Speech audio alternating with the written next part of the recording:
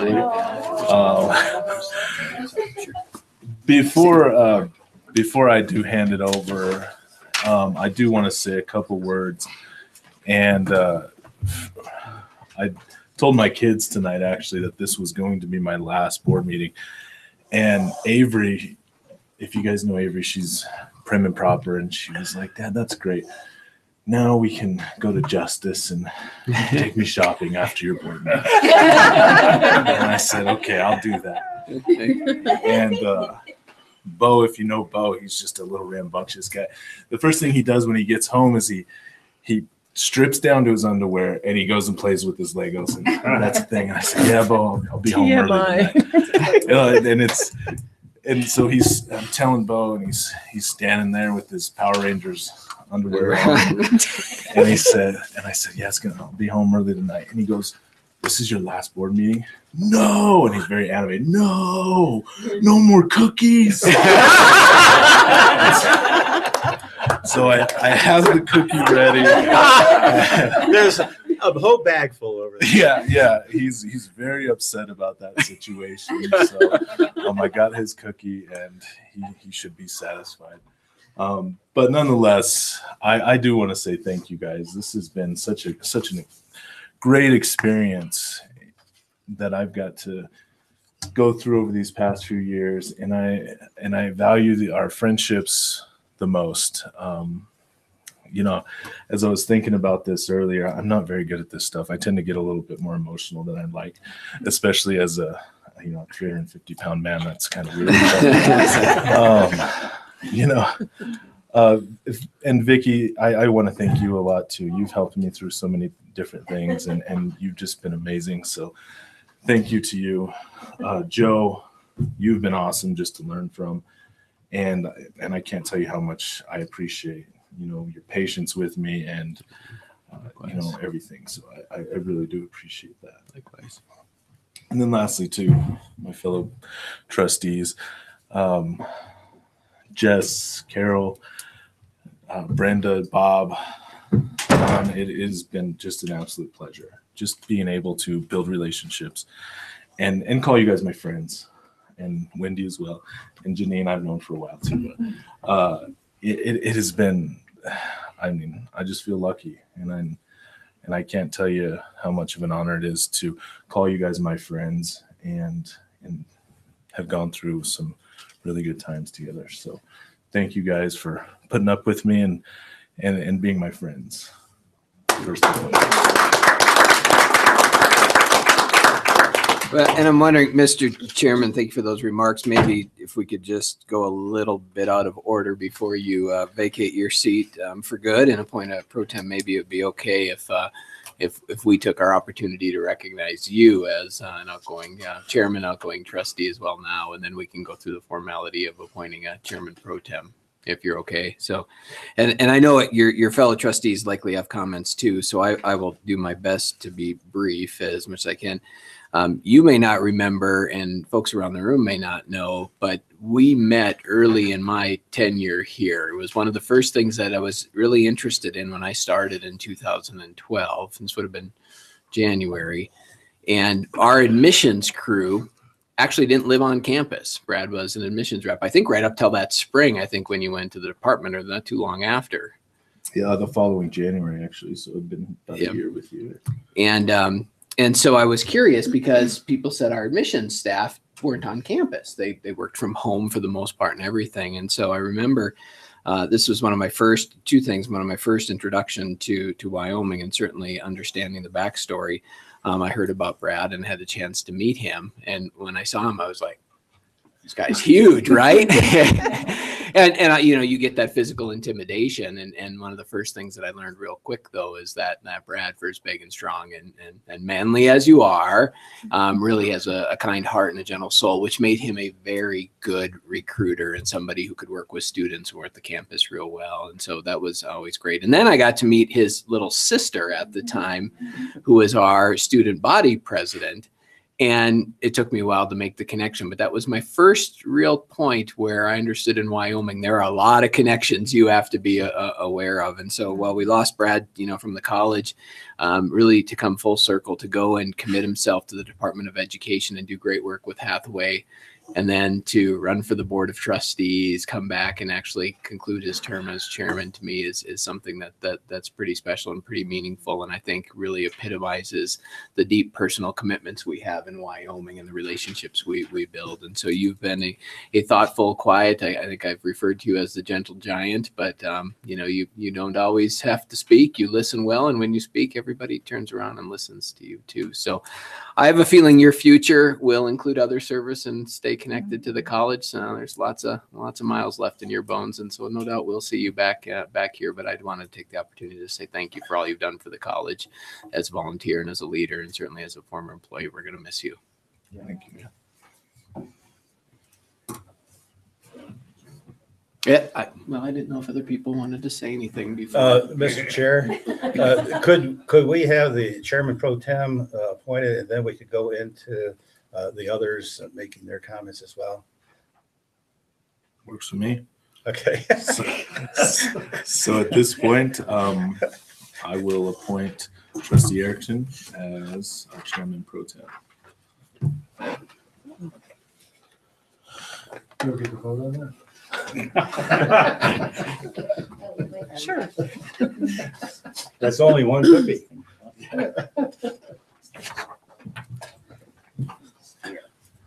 Thank you, President Schaefer, for that really great review of our former chair.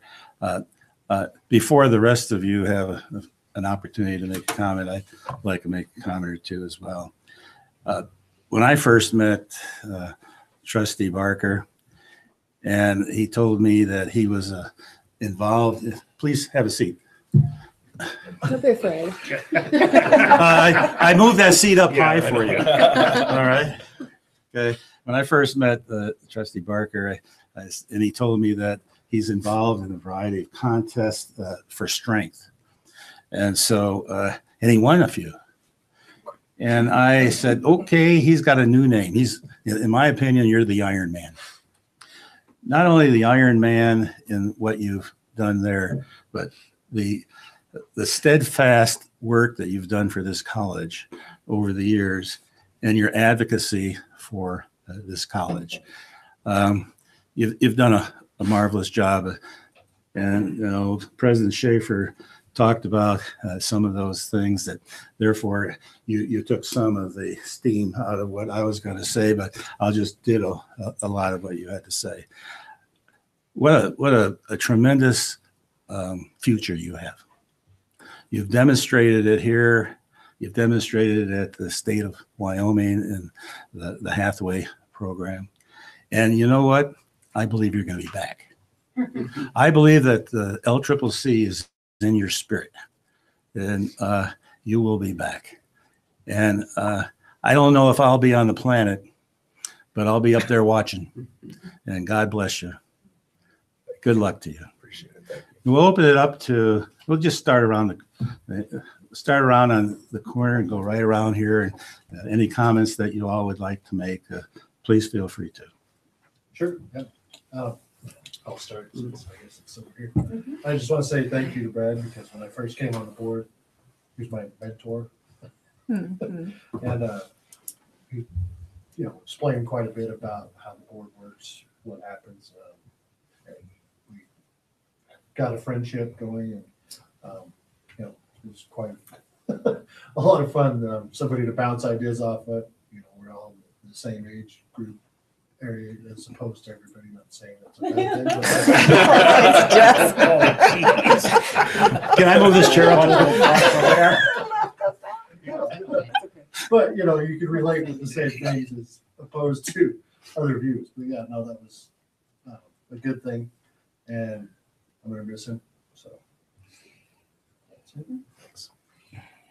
Brad, you are so talented and so bright and so calm and so wise, beyond your years. And I have enjoyed knowing you so much and just have grown to have deep respect and affection for you. And I've loved our conversations about LCCC and other things. And you're a great friend and wonderful listener. And I will miss you. But as others have said, you have a wonderful future ahead of you. And I look forward to keeping track of you and what you're going to do with your career. And whatever you do, you will be successful. And I've enjoyed getting to know Carrie and being around her and having her also be a part of our LCCC family. So I will miss you, but I'll be on the lookout for you. Sometimes I see you walking around downtown. Yes. So I'm going to stop you when I see you walking around downtown so we can visit and catch up. Definitely. Janine, you're a newbie coming on. If you wish to say a few words, please do. I do. Thank you, Brad. You are awesome. You have an awesome family. There's no way I can fill these shoes that you've been doing. I wish I could have you as my mentor also. I'm so proud of you going on and getting your master's. Go get your PhD and come back. But you're awesome. Appreciate it. Thank you. Wow. There's not much left to say. You've helped me a lot. I love your kindness and your calmness during board meetings. I know you don't miss anything, even though you're quiet, you're paying attention. And I've already told you how I felt about you privately. So thank you. I'll see you around. Yes. Thanks, Carol. Yeah, I don't know if I'm gonna be the last one, but I like to tell a story about Brad because he called me or sent me an email, like kind of sneaky sounding email. Bob, we need to get together for lunch. And so I say, well, what for? And so then he would send back or start texting me back, well, just to get to know each other a little bit. And I said, just you and I? so then well, where do you want to go? So I opened up a little bit. And then we go somewhere and we sit across from each other. And was at the, what's the one downtown? Ribbon Chop House. And I thought, oh, this guy's a good guy. He's sitting across from me. I better be nice and I better watch out what he was saying.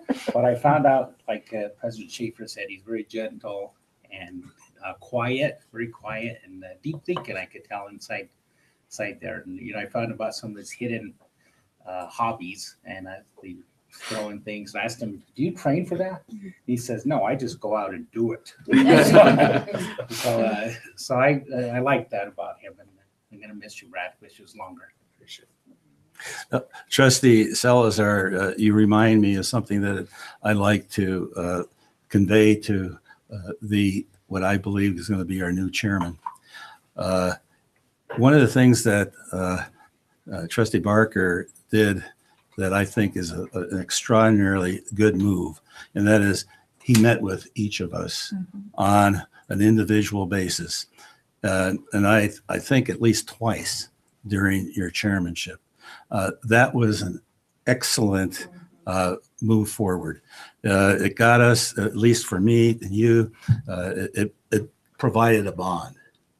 It demonstrated your interest in us and hearing us and listening to our concerns and what we hope to see done as a college. So I hope that particular practice will continue with the new chairman. One last thing, our legal counsel, would legal counsel like to have a comment or two? All things with me are privileged and confidential. Indeed. Is that an amen? Okay. All right. Mr. Chairman, if I may, one last presentation. So it is, Brad, why don't you come join me so folks can see. It is a tradition at the college for outgoing trustees to receive two things. One of them is your picture from the Hall of Fame.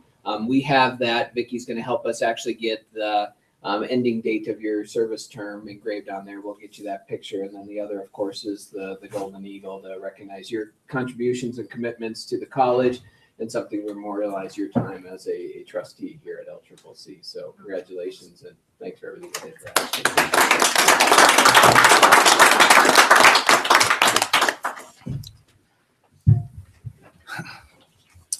Well, given the recognition that we have provided, which probably could continue for another 30 minutes if we so chose, but we do have a meeting that we need to move into. And at this point, I'm going to ask our legal counsel, Tara Nethercart, to give the oath to our re-elected trustees, plus our new trustee. And it really is a delight for me to request this particular action by our legal counsel with our new trustee, Janine Thompson, our two returning, Brenda Little and Carol Merrill. We are, a lot of people said to me, what do you think? And I'm going to be very open here. I was asked many times, who should you vote for? And I said, the three women. And I believe, you know, a lot of folks say, well, why is just the three women? Because they're the best ones that are out there. So legal counsel, Tara, would you please give the oath to our three individuals, two returning and one new individual? I will. Thank you. And may I ask the three of you to go forward up there or back here? Where would you like to be? Mr. Chairman, I think for purposes of the room and maybe for the camera Back to here? be able to see, Yeah. they can just stand where they currently are and they Okay. can be heard with their microphones as well. You'll need to raise your right hand. You'll say your name even because we're going to do it together for the purposes of time and efficiency.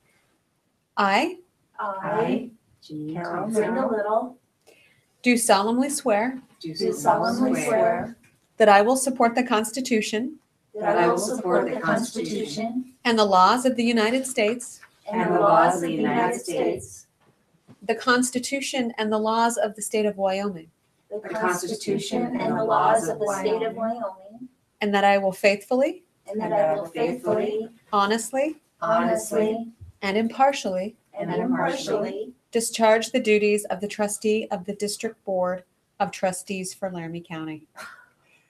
Can we break And that? And I will impartially discharge the duties And I will impartially discharge the duties as a trustee as a trustee of the District Board of Trustees, of the District Board of Trustees very good, of Laramie County Community College, of Laramie County Community College, to the best of my ability and understanding, to the best of my ability and understanding, so help me God. so help me God. We will honor-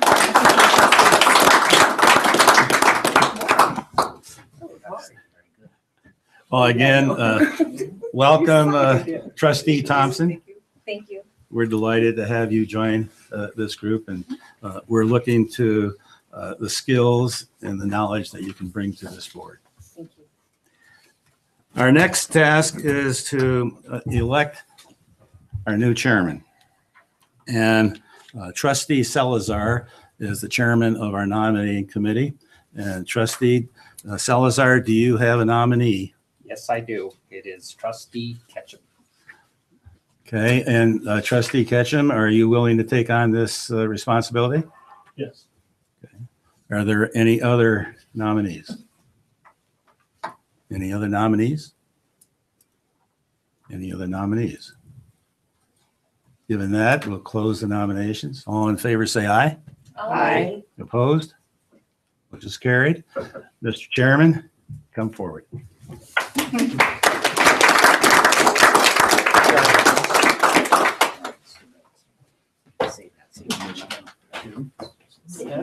I will. Do you? Yes.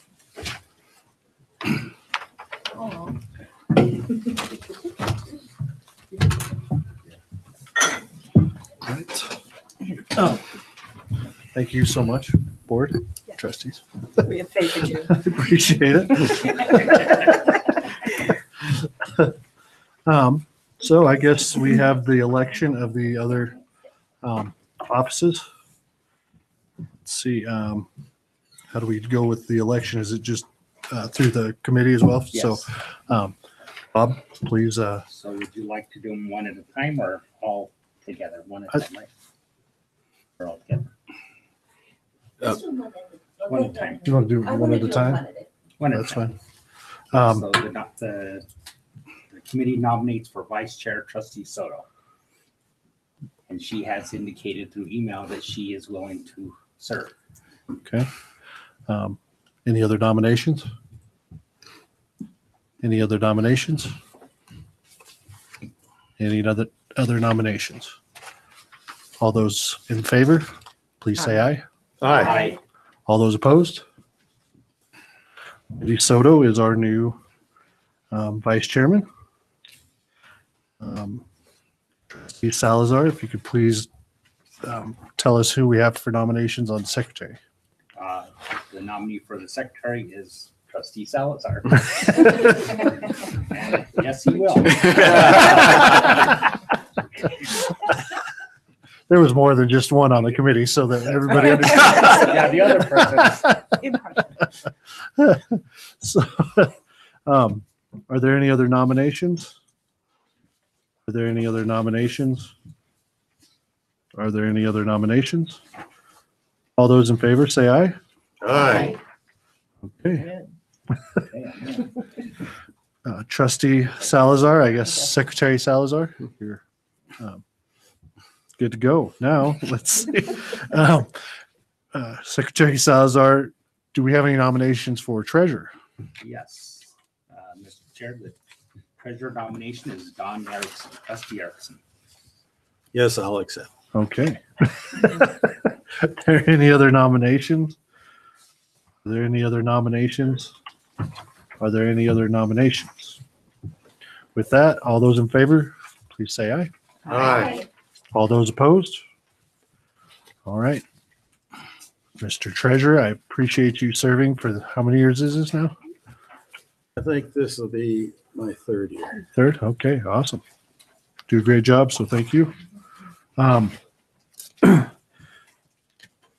the nomination committee, Secretary Salazar, did you have all of these also picked out? Can we Yes. just do all of these as one? Or do we need Yes, to? if you'd Okay, like. I Yeah, will that would read be- them off, and, if you need me to repeat, I can. please, So- let's, For the WAC board, which is 2-year, it is trustee Erickson and trustee Salazar. okay, For foundation board, trustee Merrill, trustee Ketchum, and trustee Thompson. can I just, since I would be on the board, is that, there's 3 people on the, or is it just 2 Yes, of us, it's correct? a- And it's I'm a always no- on it. It's a so- non-voting position, so there's 3. I don't know if it's inappropriate or appropriate, but Because I'm already on the, you're. I would be, because I'm chairman, I would be on the Right, board. you're So on if there's the- somebody that wants to take my spot as, Yep. I'm willing. Mr. Chairman, trustee Salazar, traditionally you fill those spots on the foundation per their bylaws. And their bylaws stipulate 3 non-voting ex officio members with that. Certainly historically, we've had the chairman involved with that, but really at your juncture, you just have to appoint 3 trustees to the foundation board. But I do have a question. I think anyone can attend the foundation meetings. Is that not correct, Lisa? Any of the trustees could be present, although we Yes. cannot vote. We prefer that there be 3 designated Right. individuals, just for record keeping purposes Sure. on our end. But yes, I mean, I think at any time they are. If anyone is interested. Okay, thanks. Well, Thank you, Jeff. So let me, Mr. Chair, I personally don't have any problem with the chair being appointed on the foundation board. I'm fine with that then. I just want to make sure. okay. And then for finance and facilities committee, that is trustee Erickson and trustee Thompson. For academic affairs and student services, trustee Little and trustee Soto. And then finally, the evaluation and performance committee, trustee Merrill and trustee Soto. Mr. Chair, I make the motion that we approve those appointees. I will second that. All those in favor, please say aye. Aye. All those opposed? All right. Good job there. Thank you for all your work on that, Secretary Salazar. Janine. Okay, first order of business will be the minutes. Is there a motion to approve the minutes? There are no minutes. They'll be presented in January. It's okay. Oh, sorry, in January. No problem. Past ones, all right, wow. Need to work on my Robert's rules. You're doing great. Okay, then we'll move on to the reports to the board. Staff Senate, Shauna Best. No report. I guess I need to read that too. Okay, please, Rick, give us the construction update if you're ready.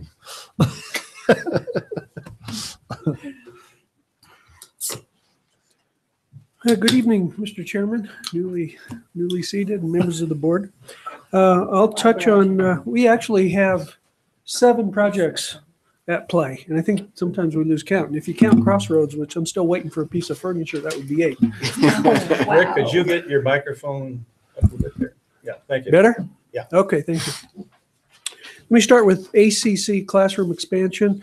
We just opened the bids on that last week and awarded the construction contract to a company by the name of Elk Ridge Builders and Design. This is a new company for us. We've not worked with them. They're out of Laramie. Good references. That project will begin in May and conclude by the time the fall semester starts in August.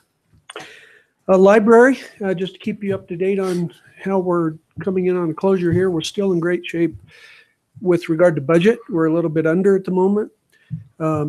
With regard to schedule, we're in this delay due to the firewall and some long lead issues with the vestibules, door hardware, storefronts, and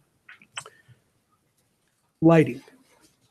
There's still more to learn on this, but at the moment it looks like it's pushing us out a bit. And we look to finish mid-February. And from the library staff perspective, by the way, they're actually favoring this because they're not under a tight deadline to get moved in. They're actually looking forward to a little bit more gradual move in, and they're doing well in the space that they're at. So we're going to be a bit delayed there, but I think it's going to work out fine for us. Res Hall, just late this afternoon, I learned there may be a meeting on Friday that would involve the representative from the AG office, Chera, us, and Wyoming Bank and Trust, hopefully. I'm waiting for a response right now to finalize that meeting. But that's the meeting we've been needing to figure out how we work through these language issues in the safekeeping agreement. So perhaps we're going to get some forward progress on that now. By the way, or meanwhile, the Res Hall is proceeding now into the construction documents phase and moving rapidly in that regard. Mr. Chairman, if I can, just to include as a refresher and for Trustee Thompson. So one of the reasons that inking this this agreement or getting through this legal language is important is because we, with the approval on October 4th, we've been given the go-ahead to progress with the project under the assumption that the expenditures we have with the project now will be essentially reimbursed through the loan once it's closed. We have now started to get close to $500,000 in expenditures out of our limited cash flows for this project. And once we get to construction documents and bidding, that's when big money hits. And that's when we really need to have that loan closed and have that revenue stream there. And we don't want to delay the bidding window, especially the favorable bidding window. And so that's why working through some of the new program structure, the legal language is so critical, because we actually have to get that loan closed so we can access the loan itself, so we can pay for some of the big expenditures coming up, as well as reimburse for the expenditures we've had. And so, Tara's been fantastic in helping us navigate that, as well as Vice President Johnson. And so that's why we're getting kind of anxious and wanting to see us actually get that completed. And hopefully we can kind of break through and get that done and close the loan and move on to bidding and then ultimately construction. Thanks. Moving on to fine arts, our newest grand adventure. We just had had a meeting last week to kind of work out details with State Construction Management Division. They are going to control the project. They've agreed to speed up some of their usual processes so we can stay on track. We're developing documents for them using their templates so that we don't lose time waiting for them. Mr. Chairman, may I ask a question?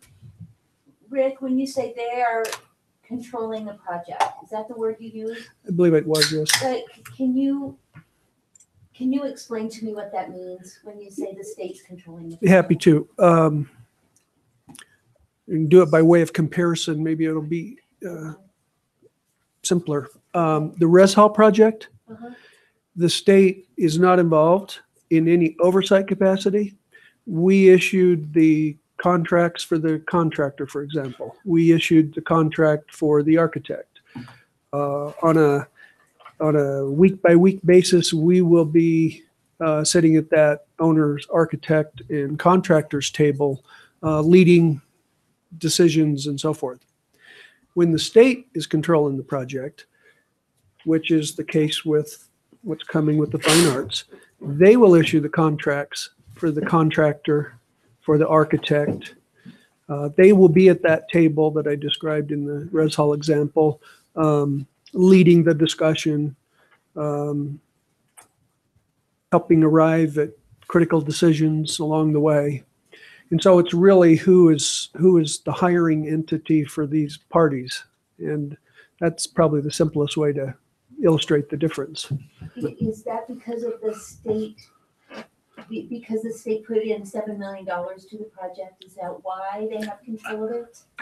I'm certain that's part of it. And I think from their perspective, they view their charge under the state of Wyoming to be in charge of those sorts of things.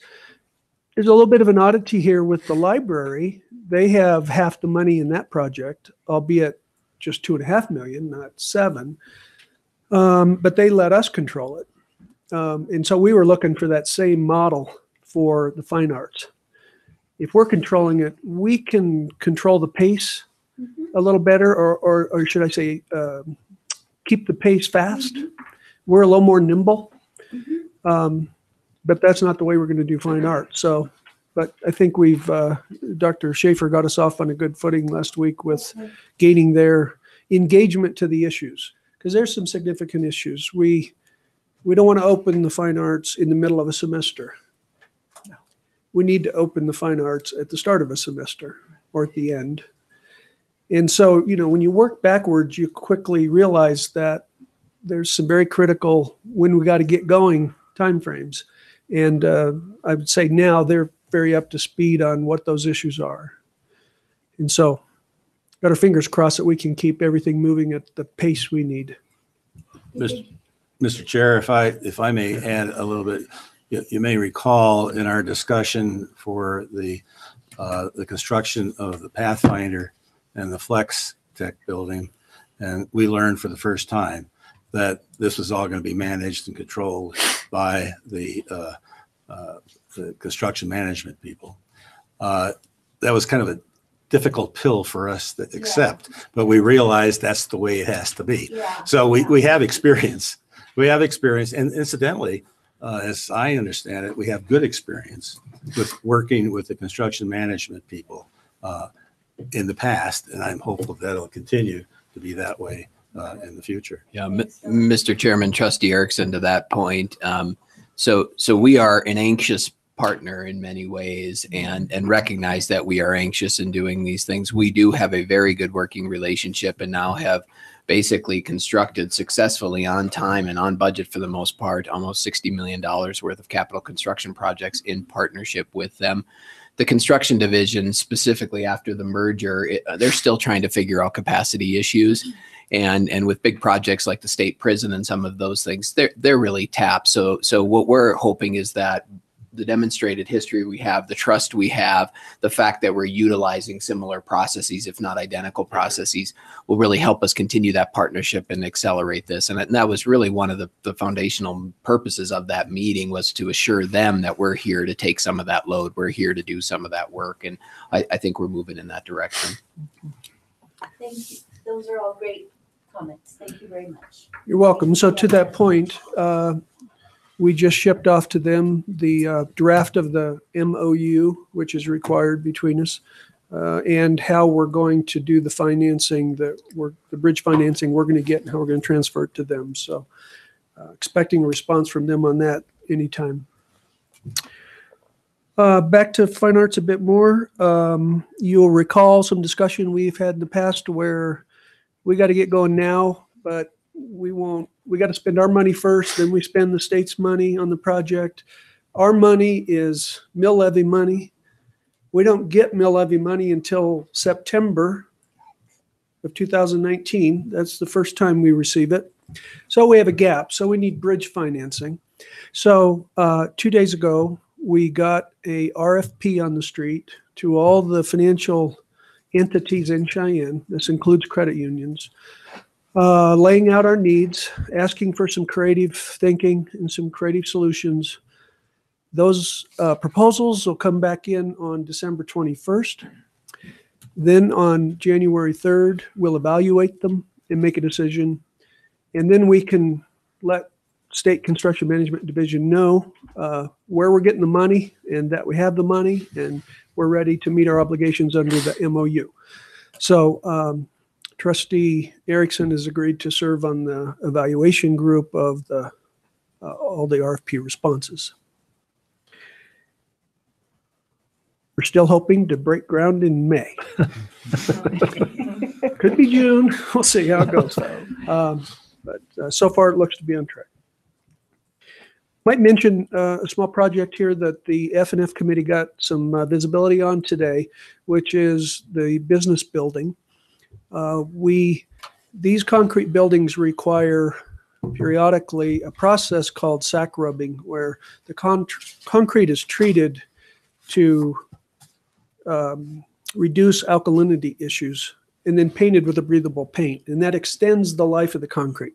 So this is something that the college has done over the years with many of the buildings. The business building this hasn't happened maybe at all, or it's been a very long time, and it's due. So the idea came about to take the major maintenance money we would normally use for that and not do that. Rather, create a skin on the building, a metal skin, maybe some brick involved, different kind of features to bring some life to the building. Color, dimension, add windows, these sorts of things. So we're going to bring to the board in January the results of that. F&F today saw a couple renderings of what we're thinking about. It merges very nicely with our master plan, where you may recall we're doing neighborhoods. And by doing this with the exterior of the buildings, not only are we enhancing their lifespan and their insulative qualities, but we can then build into that separation. You know, many of our buildings are just all tied together and you don't know where one ends and the other starts. And this will allow us to create that aesthetic breakage. So hopefully we'll be ready to go with that in January. Our hope is that we would start that project in May. So May's going to be a really busy month. May I ask a question, Chair? Then lastly, I forgot to mention. Trustee- Oh, I'm sorry. Trustee Merrill. Will that cost about the same amount as putting No. the skin on it, or will it be quite a bit more? No, it's a factor of 10. Factor 10? Yeah. And Means it costs 10 times more? 100,000 versus $1 million. Okay, perfect. Yeah. Thanks. So it's kind of we want to test the idea. I like the idea a lot. Yeah. And so you'll see these ideas and weigh in on them and That's perfect. so forth. And But maybe, Rick, if I may, so while that does cost more, remember, this is a routine maintenance thing. We have to do these concrete buildings. Our hope is we'll have a much longer term solution, Yeah. not only curing or securing the exterior of that building, but also doing a visual upgrade to it at the same time. So upfront investment is certainly significant, but the long-term impact is probably as important. So this is something that we might even be able to do with the older residence hall, although the inside needs work as well. Is that true? potentially Maybe we later. could, yeah. Okay. Mr. Maybe. Chairman, Trustee Barrow, I would say the probability is much more likely that we would just demolish the West Res Hall down the road. Although that is pushed down the road, we'll do some remediation to the facility to do that. But other buildings on campus, absolutely. It won't be the ninth project at this time. Well, Mr. Chair, if I may add, and that all depends on our ability to get the major maintenance monies from the state. So as I understand it in the presentation that was given to us today at the Finance and Facilities Committee meeting, we have monies already in this particular year of the biennium, and that we're then going to indicate, well, we need the extra dollars for this project in the second part of the biennium, which to me is, I'm hopeful that'll work, because that's the amount of money that's been allocated for us, and we are saying this is a priority for us. So. Yeah, Mr. Chairman, Trustee Erickson, to that point, we were very, very fortunate to essentially see the major maintenance budget appropriated in this biennium by our wonderful legislators. Thank you, Senator Nethercott. Double from what it had been historically. Still slightly shy from the recommended amount, but a substantial increase that allows us to do more of these drastic improvements and really address some of our maintenance issues that we've always struggled with doing what we want to do versus just scraping to get by. And so, if that commitment, certainly for this biennium, it's been a significant boon. If that commitment continues into the next biennium, we'll be able to really whittle away and do some significant things on campus in regard to major maintenance. Yeah, on that point, the possibility exists maybe to skin a building in this way that I described every 2 or 3 years. So you can think, 10, 12 years down the road, we will have dramatically changed the visual landscape on campus. I've neglected to mention on the fine arts, we got to move people out and spread them around campus and then move them back in. IT moves out, but they're not moving back in. IT will move to the basement of EEC. And to capitalize on that opportunity, we're also going to look at co-combining all of Kim Bender's areas together down there. So it would be IT and IE. So there's an investment there that we factored into our bridge financing. And so we're underway trying to, with Tobin and Associates, to do some program planning, schematic design, and so forth for that. That would start in March and finish by May, so that it's ready for Chad and his group to move out of fine arts. So that's how we get to 7 projects at the moment. All right. Thank you, Vice President Johnson. You're welcome. All right. Now we're on to the pathways update with Vice President Harris. Yeah, thank you. We have a tremendous amount of things going on right now. Things are going just full speed ahead on all fronts of that. But I think in consideration of time, I would just take any questions that you might have. Anybody have any questions about what's going on with Pathways? I have some questions about the merit system or the badges you guys were talking about. The badges, those are connected with the essential student experiences. And we're looking at where we would have some 3 large areas, and I'm not sure exactly what those are. Do you know what those are, Joe? There's 3 large areas, and then you would get smaller badges to get up to the larger badge. But we'll have experiences that students will do throughout their college experience here that would help them get these really intriguing experiences. I think that's going to help broaden their experience. And when you go to an interview, you're going to have these kind of things you can talk about that a typical student who went to class won't necessarily have. Mr. Chairman Austin, was there specific questions that you had? Will these badges be required to graduate? Yes, when we get to that point, they will be required that all students would get those that are earning an associate degree. Other questions? No, I'll hold this for another time. Wow. All right. Just a generic question. Gets on schedule. Any risks that you see everything's tracking like you think it should, or anything you should be concerned about? No, I think things are moving along really well. We're realizing how complicated everything is. So, as an example, in our in-service week for the spring semester, we have a lot of meetings set up for the individual must-have committees, but then we also have some open forum type situations going on, some things like that. I know one of them is going to be on the essential student experiences, but also on Wednesday we're going to take almost that entire day. And the way we're setting it up is we ask all of the must-haves, do you want to work with other committees? And so we have probably about 6 different ones where one of the must-have committees is hosting 1 or 2 other groups so that all 3 of them can sit down at the table and help them move forward on some of these topics. So it's pretty exciting. But as we're getting in and looking at things, we're trying to figure out where roadblocks might be and what we can do to help move those out of the way. So, but I think we're making great progress. Thank you. Any more questions? I have one more question, Mr. Chairman. Trustee Is Little? there a time part where we as a board can get like a full report on everything, like maybe in the spring or something, how things are Yeah, I going? think we could easily do that. Okay.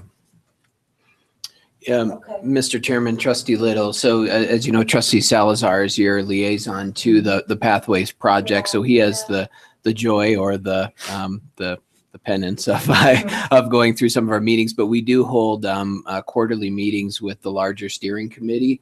And those meetings are some work, but they're also a reporting out time. The next time we schedule one, it might be the easiest just to invite you to come and sit in and attend that, because that's where you will get a comprehensive update of what each group's really working on. Happy to certainly schedule something else, but since that activity is happening anyways, it might just be useful to invite those of you that want to participate or attend.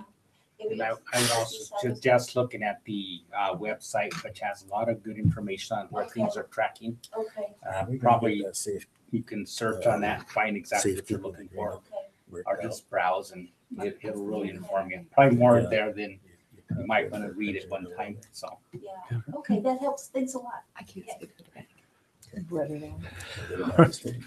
All right, thank you, Vice President. Okay. Thank you. Harris. Yes. Right now to the President's report. President Schaefer. Yeah, thank you, Mr. Chairman. Since Vice President Harris ceded his time, I'll go ahead and take that. And just kidding. Yeah. Well, I guess I get another cup of coffee. Yeah, you might want to, Trustee Erickson. No, first of all, congratulations, Janine. Welcome to the board. Very excited to have you join us. I'm excited and appreciate your inquiry and interest in engaging right out of the gate. So I think you'll be an excellent trustee. And thank you for your willingness to serve the college and represent the community as well. Lots going on. I do want to go through just some housekeeping items here. But first, just a quick update on the Higher Education Attainment Council. Thank you for those of you that were able to attend or to engage by Facebook, Trustee Salazar, with the listening sessions last Thursday. We had 9 listening sessions occurring simultaneously across the state last Thursday in communities across Wyoming, and then one that was beamed virtually through Facebook Live. Had good attendance. I am proud to say that the Cheyenne event had the largest attendance of the 9, but really had a good conversation. Those sessions were intended to set the stage and to provide an opportunity for the public to essentially give feedback into the areas that they see as either the biggest challenges, barriers, or opportunities for how the state is going to attain its higher education attainment goals. Again, the goal of 67% of our adult population having a meaningful post-secondary credential by 2025, and then 85 or 82% by 2045. So that process is kicked off. The Higher Ed Attainment Council has met once. It will meet again probably in early February. And their work is really intended to progress until they can produce and deliver a 5 and 10-year strategic plan for Wyoming's higher education on how we're going to meet those attainment goals. And so lots going on there. You'll hear more and more about it. I just will keep you apprised as things progress, and really excited to see the work of the council and what may come of that. So stay tuned. Quick updates. So we spent actually 2.5 hours today. The President's Council met as well as the Executive Council. President's Council is the President's. The Executive Council, when I say that, is the President's plus Dr. Caldwell, the Executive Director of the Commission, Aaron Taylor, who's the Executive Director of the Wyoming Association of Community College Trustees, and some other characters from time on and time off. But there's a lot going on, and I just want to touch on a couple of the things. The first thing, we finalized and gave to Aaron to advance to the WACCT board the legislative priorities for the upcoming session. Nothing overly earth-shattering in there. The top priority will likely be addressing the compensation issues of Wyoming's community colleges employees. We'll certainly be pushing for a statewide program similar to the Rediscover LCCC. You've heard me talk about that before, but an adult-focused financial assistance program will be a priority that we are going to certainly want to push for as well. Capital construction, none for LCCC, Vice President Johnson, for the other facilities or other community colleges, and then a few other things that have been important, such as campus safety and security. And so the presidents have endorsed the priorities. It'll go to the trustees, and then from there it'll be public, and you'll receive copies of those final things so that you have talking points in which you can engage your elected officials during the legislative session. A few other things. We talked a little bit about the higher education attainment goal. We talked about the implementation of a 4th performance metric in the Commission's performance funding model. It's really a performance allocation model. This last metric deals with tracking placement. And placement is defined by either the successful transfer of a student to a university or placement into an in-field occupation. It has hit some hiccups because we continue to struggle with getting accurate or at least robust data for those 2 measures. And part of that's just the challenge that we're trying to address with the state longitudinal education data system. We're just having a hard time tracking all of our students when they leave us to give some type of assurance of how well they do when they go. If they transfer to the university from our AA or AS programs, we have pretty good data.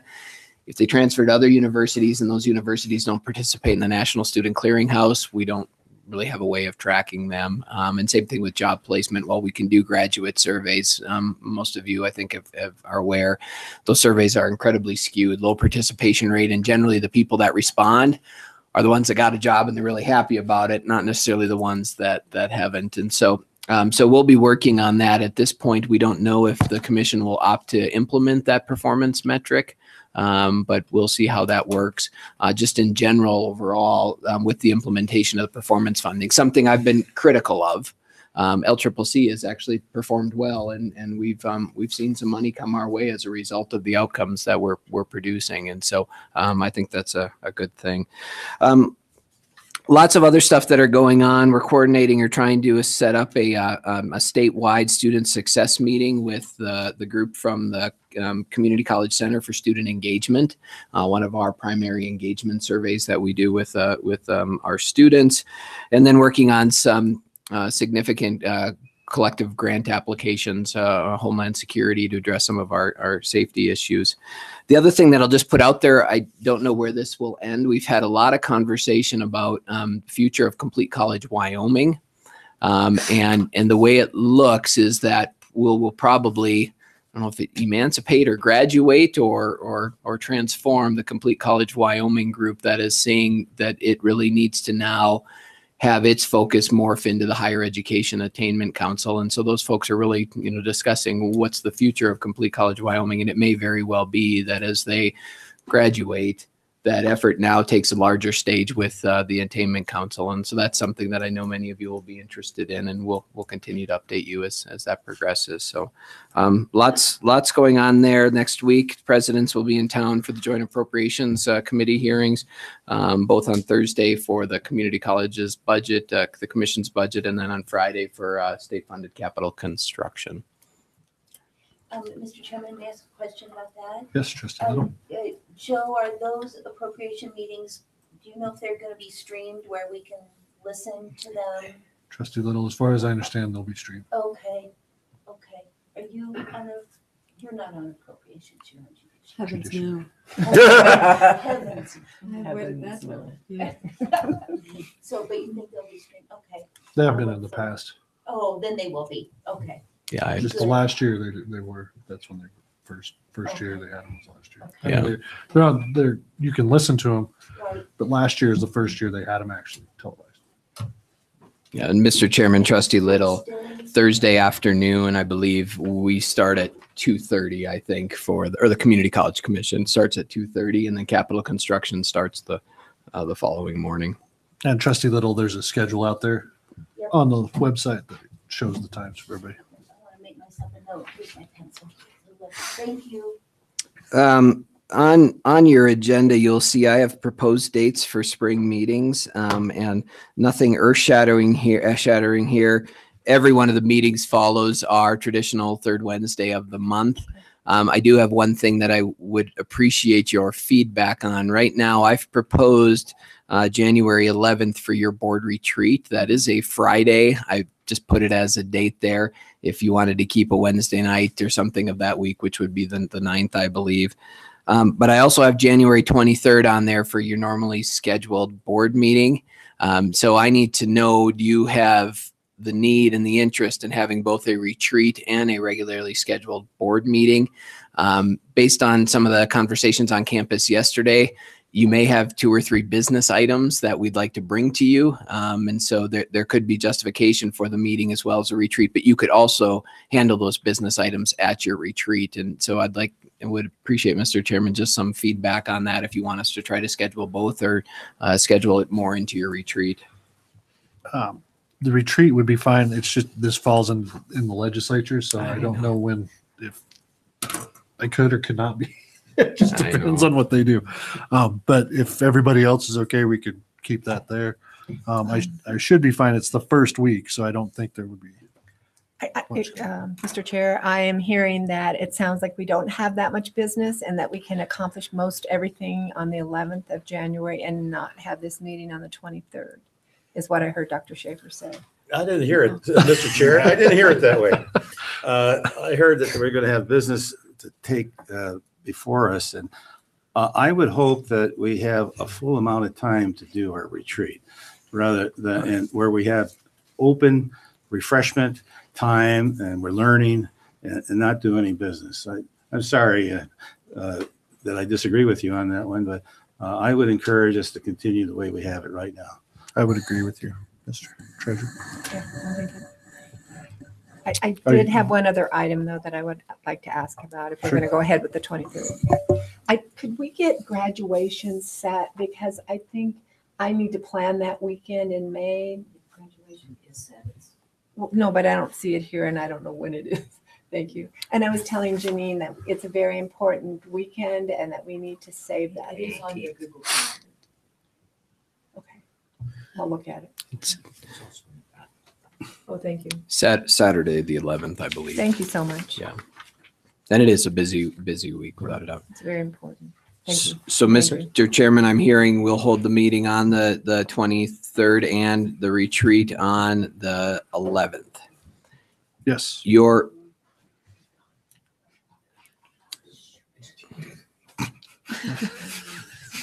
It's on your Google Calendar. Oh, I do. Correct. Well, the 16th would be our third Wednesday, because the retreat would be on the 11th is what I'm proposing, or that week of it. And because there's, Thank you. graduation is May 11th. It is May 18th. Oh, is it 18th? I'm sorry. It says 18th on 18th, here. yeah. You're probably right, and I'm looking at I it. hope it's the 18th. Yes, May 18th. Okay, I'm sorry to bring that up, but it's so important that Sorry. we're there. And I'm having wonderful employees emailing me right now saying, Joe, you are wrong. It is the 18th. So thank you for all of you listening out in. So Brenda, it's May 18th. Okay. Great news, Mr. Trustee. So, Mr. Chair, the board meeting in January is on the 16th or the 23rd? It's one. I'm proposing the 23rd. So your Okay. retreat on the 11th, Right. the 23rd, you actually have As you have five, it listed here. 5 Wednesdays. And so instead of having 2 weeks back to back, that would I propose if you chose to have both. On the 11th, what would be your preference for timing? Morning, afternoon, evening? Morning or afternoon would be my preference. Mr. Chairman, what typically would work? They're in all day, every day. Yeah. Just depends on what they want to do. I'll know that week, but I don't know right now. I'm trying to think. Probably afternoon would be the best, yeah, because they would meet in the morning and then they wouldn't get out till later. So It's a Friday. yeah, they'll want to go home. The afternoon. So Well, Mr. Chair, would it be good for someone to review what the topics are going to be? I see that's item D. That would help us to understand how many hours we need or. Or maybe we can have some proposals for Yeah. topics as well. right, I would imagine we'd have enough to do a whole afternoon from what we discussed at our previous meeting. And I'm sure if we added some here, I think we would be fine with the full 4 hours. I don't think we need a full day. I believe we could do it in an afternoon. Right now, what I have, and thank you for that. So I'm hearing the afternoon of the 11th. We'll kind of look at that, can propose some times. Right now, what I have from previous meetings, you had 2 items specifically that you had thought would be good for the retreat. One was a recap and summary of the sessions and the experience at the ACCT National Congress. And then the second, you had expressed interest in having a presentation and a discussion around campus safety. Currently what we're doing, how we structure that, some of the identified needs that we have, and perhaps future looking activities, whether we want to add something with that. Those were the 2 that I had in my notes. I guess I would ask, are those what you want to have on your agenda, or are there other things that you would like to use during your retreat time? Trustee Merrill? Yes, Chairman Ketchum. I heard tonight from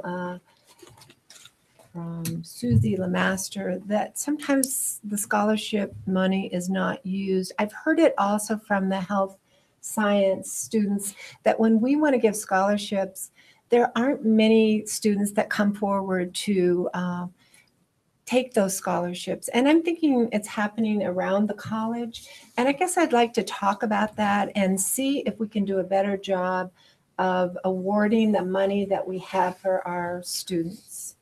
I don't know how to do that. Mr. Chairman, Trustee Merrill, I'm happy to do that. And I know that we've had those conversations. We could certainly have where I'm hesitating is some of our challenges are that we have, and Associate Vice President Trimble can jump in here. We have a lot of individual scholarships with very unique criteria. Right. And because of the number of those and the discrete criteria, what we find is students go more towards and lean towards those that are much more general or broad, or where they can apply and actually have access to multiple ones. And that tends to be where we award those funds more successful. And so that's one challenge, but that's a significant undertaking to go back and try to renegotiate any type of scholarship agreement to make those criterion a little bit more flexible. It's a wonderful problem to have, but it is really the design of having 400 and some individual scholarships privately funded, each with their own set of criterion. And so it makes it a challenge, I think, to some point. The other 2 issues we do face that would be worth discussing is, one, trying to shift internally our culture to focus on using scholarships to leverage student behavior, to recruit them, to get them to persist, versus, as you heard tonight, finding students who have already committed, are already here, and then encouraging them to engage in the scholarship. So there are some challenges with that, but and happy to put together information if that's what the board would want. I just don't know what we would be able to. My real question is, I deal with the medical field. And So when a nurse comes into the gift store where I'm a volunteer, and I'll say, did you apply for a nursing scholarship? They'll say, I don't know what you're talking about. I didn't know there was one.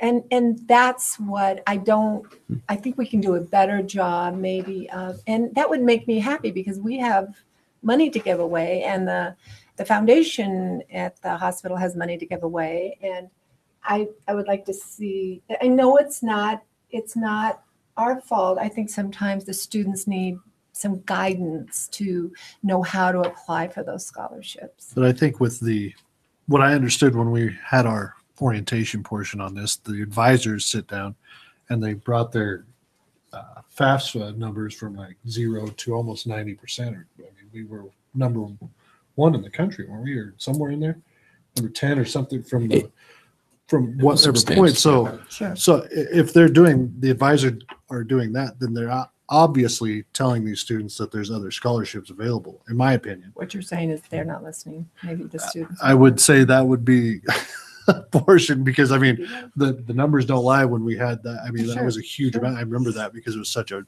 gigantic leap from what we used to do. And we have our own advising people, correct, for each student. So I mean, I honestly don't know what else we could do to get these students their scholarships. I don't either. I mean, we're Mr. Chairman, listening to the conversation here,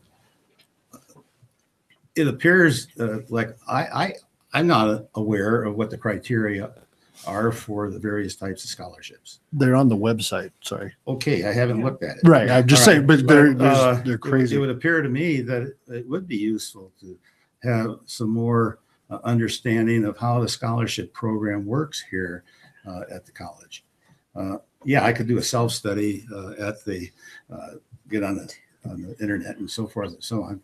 But I kind of go along with her request that we have some time to review the scholarship process here at our college. Okay.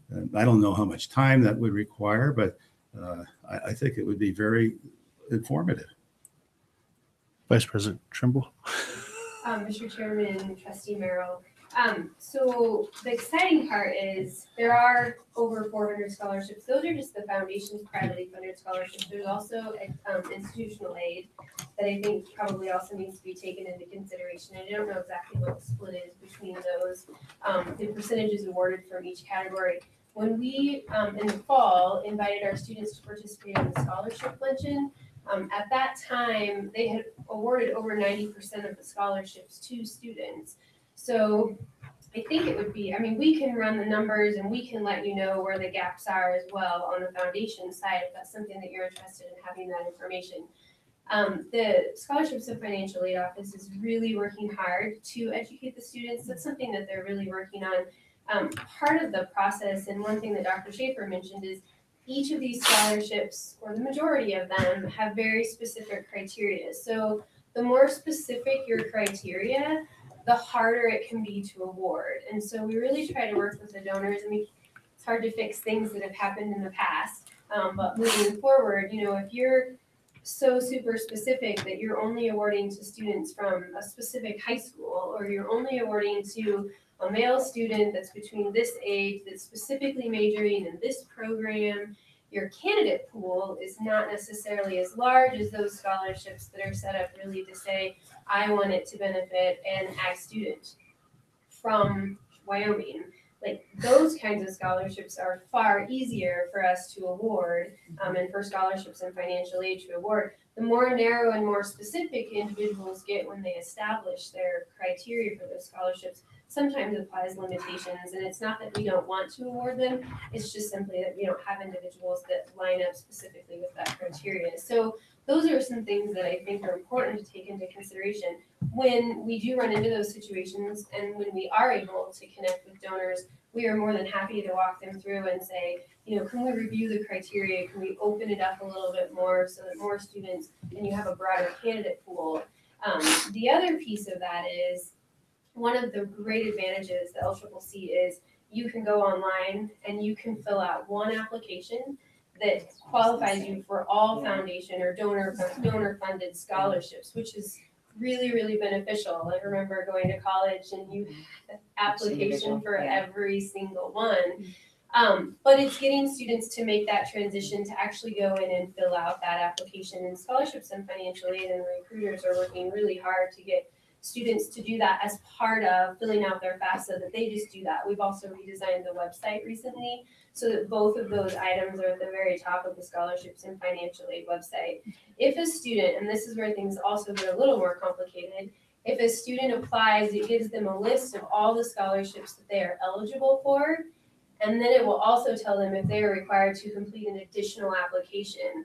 If an individual or an organization requires students to complete additional applications, that also can limit their candidate pool because some students just don't take the time to do that. So if you have to write a personal statement or you have to write an essay or you have to get a letter of recommendation, that also can reduce the number of candidates that you have to award to. So I think it's a combination of both the donor side as well as the college side and trying to find the best way. We try really hard to help the students and we're happy to answer their questions, but if you have suggestions for other things that we can do to get that message to the student, Dr. Crane's probably even has more information on the academics, we're happy to try to do that. I just want to, so this past summer, we gave away extra money for scholarships. Was that money that was not taken from those scholarships? So I know at the end of the semester, there was left extra funding. And this past summer, we did award it to summer school students, which is a bit different, I guess, in the past. But I'm not quite sure where that money came from, whether there was unclaimed money from those scholarships or not. But we have looked into doing some of that. Mr. Chairman, given the conversation thus far, I will agree with Trustee Merrill that this is probably a topic that would be worth sharing, if nothing else from an orientation standpoint. Yes. So we will add that to the agenda and talk about financial assistance, the mechanisms, and the resources. I know they're doing a good job. It's just Looks we good. need the information. Conversation. Go ahead. Oh, are you still on this one or? No. Okay, so one area that I'm in, I want to refer to something Trustee Erickson said, maybe privately to me, maybe publicly here, where it'd be nice to know what the hot buttons of the other trustees were. I mean, things are interesting, but in that regard, I'm going to give one of my things that I'm interested in. And that is idea, since I'm the designee for the Pathways Project and also Pathways 2.0, I understand that we're getting kind of in an interesting place where we're going to have to look at the strategic program plan in terms of what does it do to impact our course offerings in the direction that we might take in those.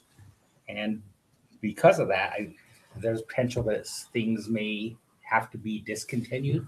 So I'd like to kind of understand a little bit of the criteria and which we would either say continue a program, enhance a program, or decide to discontinue program. And I think having some information in that regard would be useful.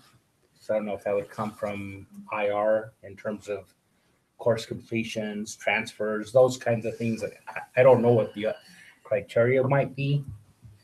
So is there something like that that we can look at in terms of our program offerings? Mr. Chairman, Trustee Salazar, I'm wondering, I'll lean on Trustee Little as the chair of the Academic and Student Affairs Committee, if that conversation isn't a natural fit with the one that you had at your committee about the future of academic programming at the college, strategically what we might be focusing on adding or doing. It is. Mr. Chairman, if I may respond, yeah, Sure. it is, Dr. Schaefer, it fits in directly because during that discussion, we even touched on what criteria we could possibly have to look at for cutting a program. So I think that is a natural fit. So I would agree. yeah. And I believe if I remember right, that was going to be well, I'll stop there. Thank you. Mr. Chair, to pick up, I have two comments that are possible for our topics. Trustee Salazar touched on the hot buttons. And I think if we pursue that, what does that mean? What do we bring as individuals? What are our goals as individuals on this board? And I think that would be a useful discussion if we shared those. And I think that is part of what you're coming from. The second is, and I don't know if you were planning to come to the retreat, but I think I have a job for you if you don't mind coming to the retreat. Okay. But You could just back out of the Senate. back when we had a meeting in Laramie, I think back 4 or 5 years ago. I think it was there with the advisory committee from the Albany campus.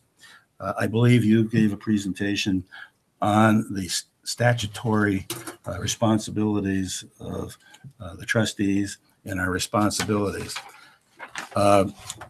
If Trustee Soto were here, I think she would push for some reorientation on that. So I'm suggesting that also be added to the agenda. We did that as well at her office. Is that correct? Yeah, in her office. Right. Right. Is that what you're That- talking that about? kind of That same thing. thing? Yeah. Okay. No, perfect. And Mr. Chairman, one of the things that I went to a session on in New York was the value of trustee retreats and having them be more focused on the trustees and how they believe the college can help the community and the cross between the college and the community, rather than so much just another board meeting in a sense. So one of the things I'm going to talk about at the retreat is that, and then maybe in future retreats,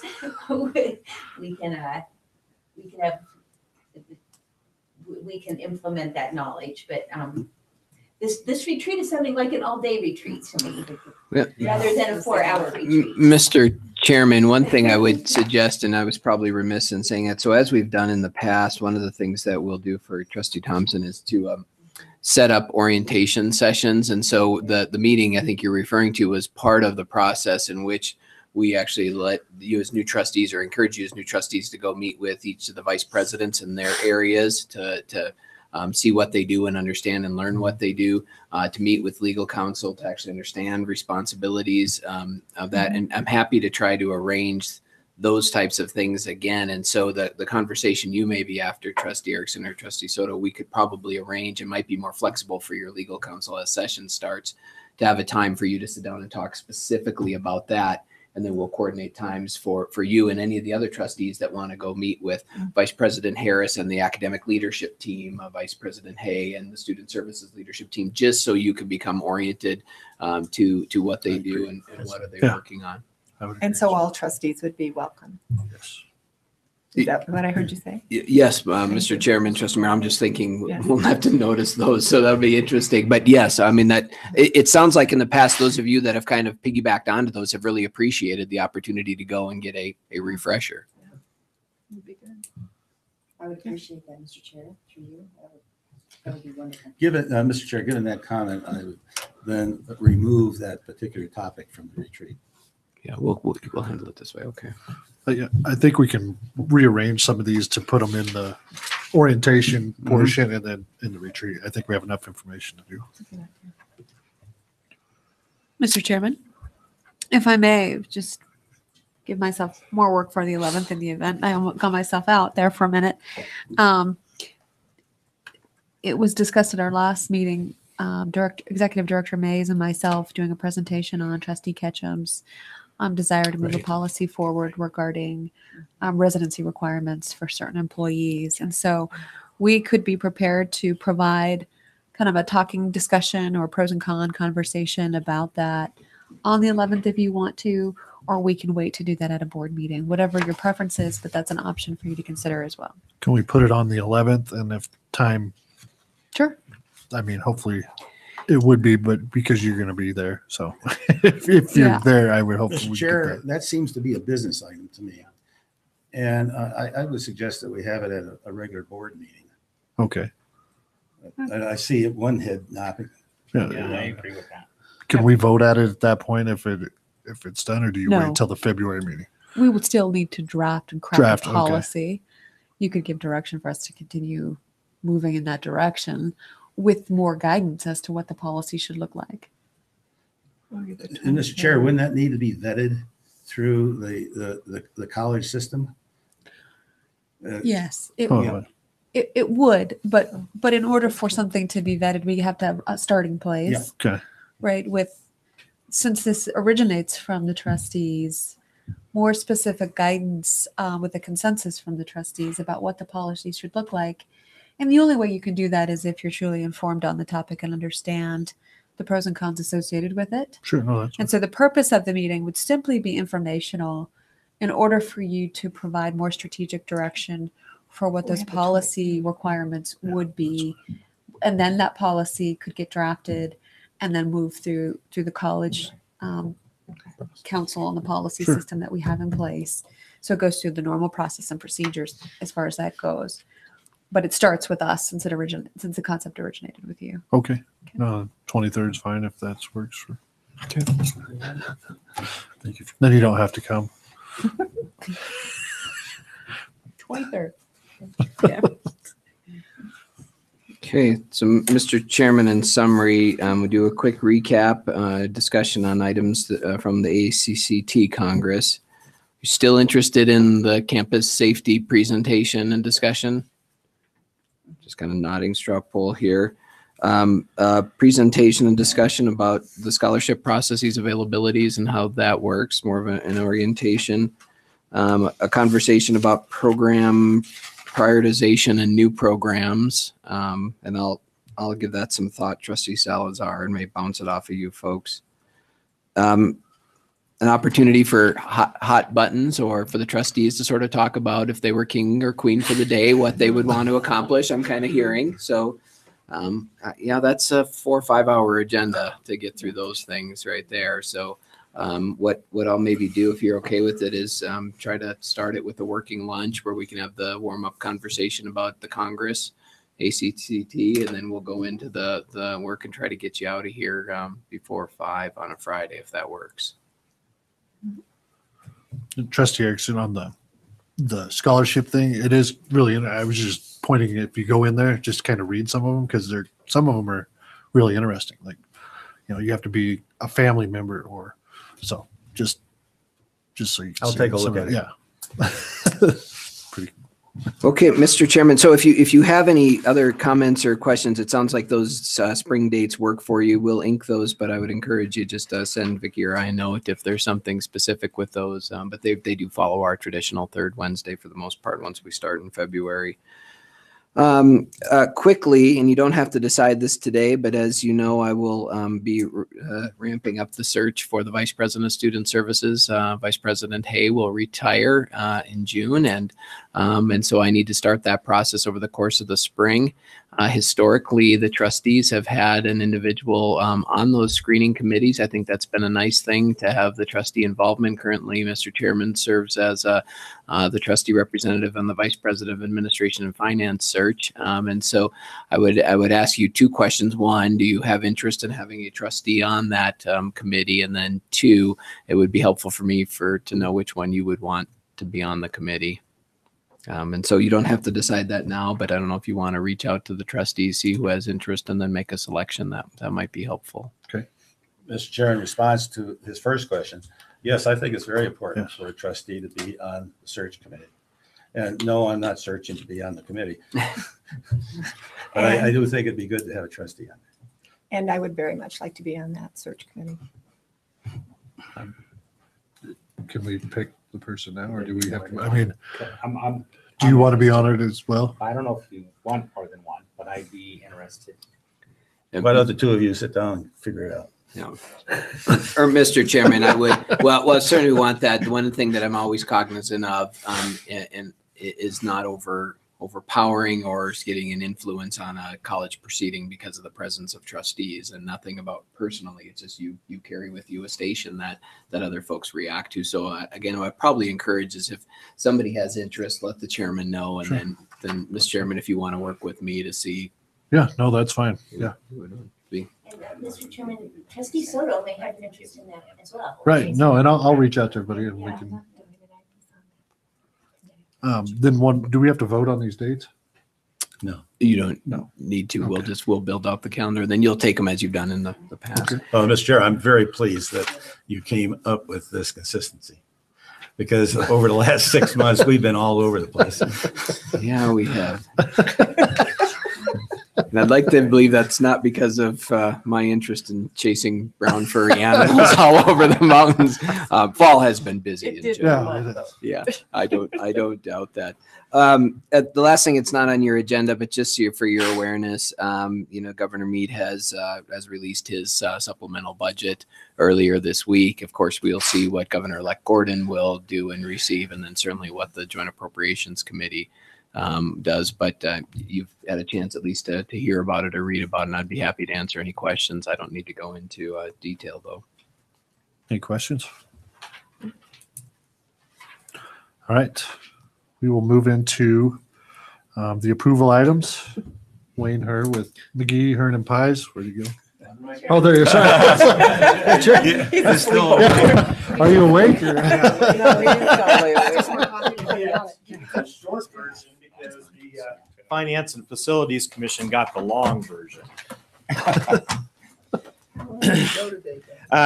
Logistics, the audit is issued. You have copies in front of you. There is a deadline that we have to issue the data collection form by 30 days from about 3 days ago. And that's already been completed but not submitted. That goes to the federal government with information about your federal funds plus your audit. We obviously are waiting to send that until approval by your board. On the financial statement audit, our opinions on pages 1 and 2, and it is what we call an unmodified or clean opinion, which is that we've done the work that we're required to do under our professional standards to issue an opinion. And that opinion is that the financial statements are fairly presented in material respects. There's a management discussion analysis that's starting on page 3 that is completed by management here at the college that goes through a high-level summary of what's happened financially with the college during the previous fiscal year. The opinion also includes what we call an emphasis of matter paragraph, just to draw attention to something that may be unusual. The unusual thing this year is there is a new accounting standard that had to be implemented. We call it GASB 75 because that's what its official title is. Yeah, it's Government Accounting Standards Board Statement Number 75. Briefly to explain this, because the F&F committee got a lengthy explanation of it, starting with this fiscal year that we're reporting on, institutions that are part of a program to provide benefits other than pensions to retirees have to have an actuarially determined liability for what the future cost of that benefit will be. The college participates in the state's health insurance program. The state's health insurance program provides that retirees can stay on the group insurance program, and in many cases, they will have part of their premiums paid for depending on length of service. So the actuaries got together and did their voodoo mathematic, which is the best way I can describe it. It's filled with a lot of assumptions about how much health care costs will go up in the future. And they came up with a number that was broken down for every employer group that's in the state program. And LCCC's portion of that was, look, I've got the expense here. I know exactly where it is, having dealt with this numerous times.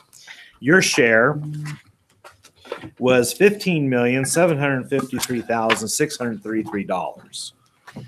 And so that's the amount that the actuary said is your obligation to pay for this in the future through health insurance. And so we had to recognize that on your financial statements. There are two components to that, just very briefly. One is the actuaries try to determine how much will be paid by the state for your employees when they retire towards their health insurance premiums. The second part, which is the bigger part and is much more esoteric, is that because the state lets retirees stay on health insurance after they retire, your group rates are higher. In fact, the actuaries will say significantly higher because people in that age group between 50 and 65 when they get on Medicare is the most expensive group to insure, because that's the age when people start to have more serious health issues. And so every time you pay your group health insurance rates for your employees that are currently active and employed, it's a higher premium than what it would be if the group plan said, hey, when you're done with us, you're done on our insurance plan. Go out and get your own insurance. So I'm not saying this is a bad thing. I'm just saying this is what the actuaries are doing, trying to say, how much does this really cost? Well, that's the number, $15,753,000. And they project it out, discount it back, and do all this other stuff. So we did have to recognize that. Your unrestricted net assets, which is the college's equity, is a negative $11.4 million now because of having to recognize that. If that and that liability that you have for future insurance were both backed out of your equity, instead of having a negative $11 million equity, you'd have a positive equity of almost $20 million. So that's what the swing is. So two accounting liabilities that do not result in any cash you're going to pay out for at least 20 or 30 years has taken your equity from plus $20 million to negative 11. Just thought I'd throw that out there. Because I don't think you should worry saying, does this mean the college is insolvent? The answer is no. Just the accounting adjustments are doing that. And by the way, this plan is a non-trustee plan for the health insurance. There really isn't any money put aside for it. It's a pay-as-you-go plan. The retirement plan, and you have your liability for that piece, which is pretty large. That actually has enough assets to cover 76, 77% of that future benefit. Otherwise, your liability would be a lot bigger for the retirement piece. But there's all these assets, and they're invested, they have earnings. For this health insurance plan, there's nothing put aside. So enough on that. Single audit, because I said I'd be brief. We audited student financial aid. We had no findings related to student financial aid that we had to report. We had some minor errors that we found that we've reported to them, provided to them anyway. We also do an audit under government auditing standards. So we look at internal control over financial reporting, compliance with laws and regulations that have a significant financial impact on the college if you're out of compliance. We had no findings in those areas either. The student financial aid program is our major program that we audited under the uniform grant guidance that the federal government dictates. We didn't have any findings, either internal control or compliance findings in that area either. In terms of upcoming things, there will be a new standard that'll be required in a couple of years related to changing the accounting for leases. We've already had some initial discussions with NOLA about the implementation of that. She's got some good ideas on making that a little more straightforward. During the year, we did become aware of some things like European Union requirements for personal information you might have on EU citizens. We just had some information on what to look for. We passed that on to the college during the year. If we come across something we think is important, we'll pass it on throughout the year. We don't wait till the end. Other than that, the audit went smooth. The college personnel were responsive. We've issued an audit committee letter that basically tells you those things. We didn't have any difficulties working with management. They were forthcoming with the information we requested. They weren't too hard on us. And we probably weren't too hard on them. We were just trying to get to the bottom of things and make sure we do adequate testing to issue our opinion. That's the short version. I'm willing to answer any questions because I can talk longer, and you know that because you've had me in the past. But we love you. Yeah. This is good news. Yeah. Except for the liability. Well, yeah. Mr. Chair, Yes. we did, as he mentioned, as Mr. Hearn mentioned, we had a lengthy discussion about this liability issue with health insurance. And it's obvious it has to be done and it has to be reported the way. And you look at it one way, I just mentioned to our legal counsel, it's instead of having an unfunded liability, we have a liability that we need to fund down the road. It's not like some of the things that maybe the legislature has done in the past where they do certain things, they don't fund it. So, but we know that we're going to have to fund something down the road. And we're not pleased to see our net position be reduced by that $15 million. However, it's part of what has to be done. And if there are no other questions, I'll make a motion then that we approve the audit as presented. There's a second? That motion. Trustee Merrill seconded. All those in favor, say aye. Aye. All those opposed? Okay. I can go back to work now. Thanks. Yeah. Thanks. All right. The second approval item is the student success technology purchase. Dr. Sines and Crine, sorry. Chad Marley and Julie Kirsten.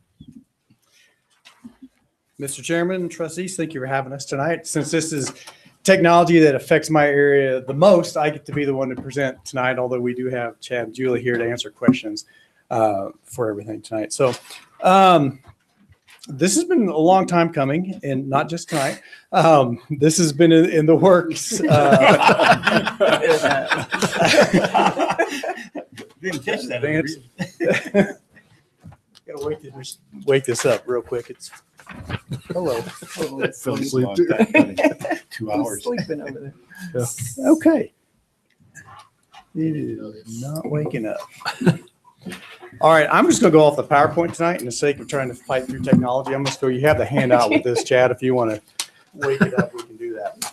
So since we do have a new trustee, and it's been a long time since we started this project, we're going to start with a full background information on historical background. So there you go. Your IT, that's why. So we moved to holistic advising a few years ago. And when we did that, we moved to faculty advising, professional advising. And at the time, we didn't really have any technology to help us with this holistic advising approach.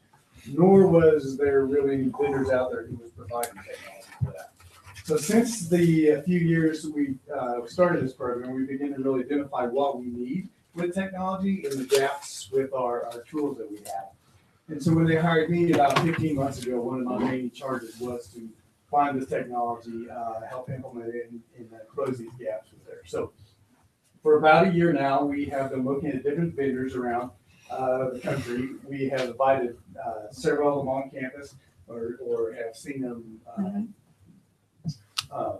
Skype interviews or whatever they were. But we brought up several of them on for multiple demonstrations throughout the past year. We've done reference checks with other schools using the program. And our final step was to do a side-by-side comparison with the top two, which was EAB Navigate and the Civitas product. By the side-by-side comparison, what we meant is we brought them in a week apart, and we had them present on the specific matrix that we gave them. We said, we need these items in this product, and we'd like you to answer how do you have these products and demonstrate for us how the products work for these needs there.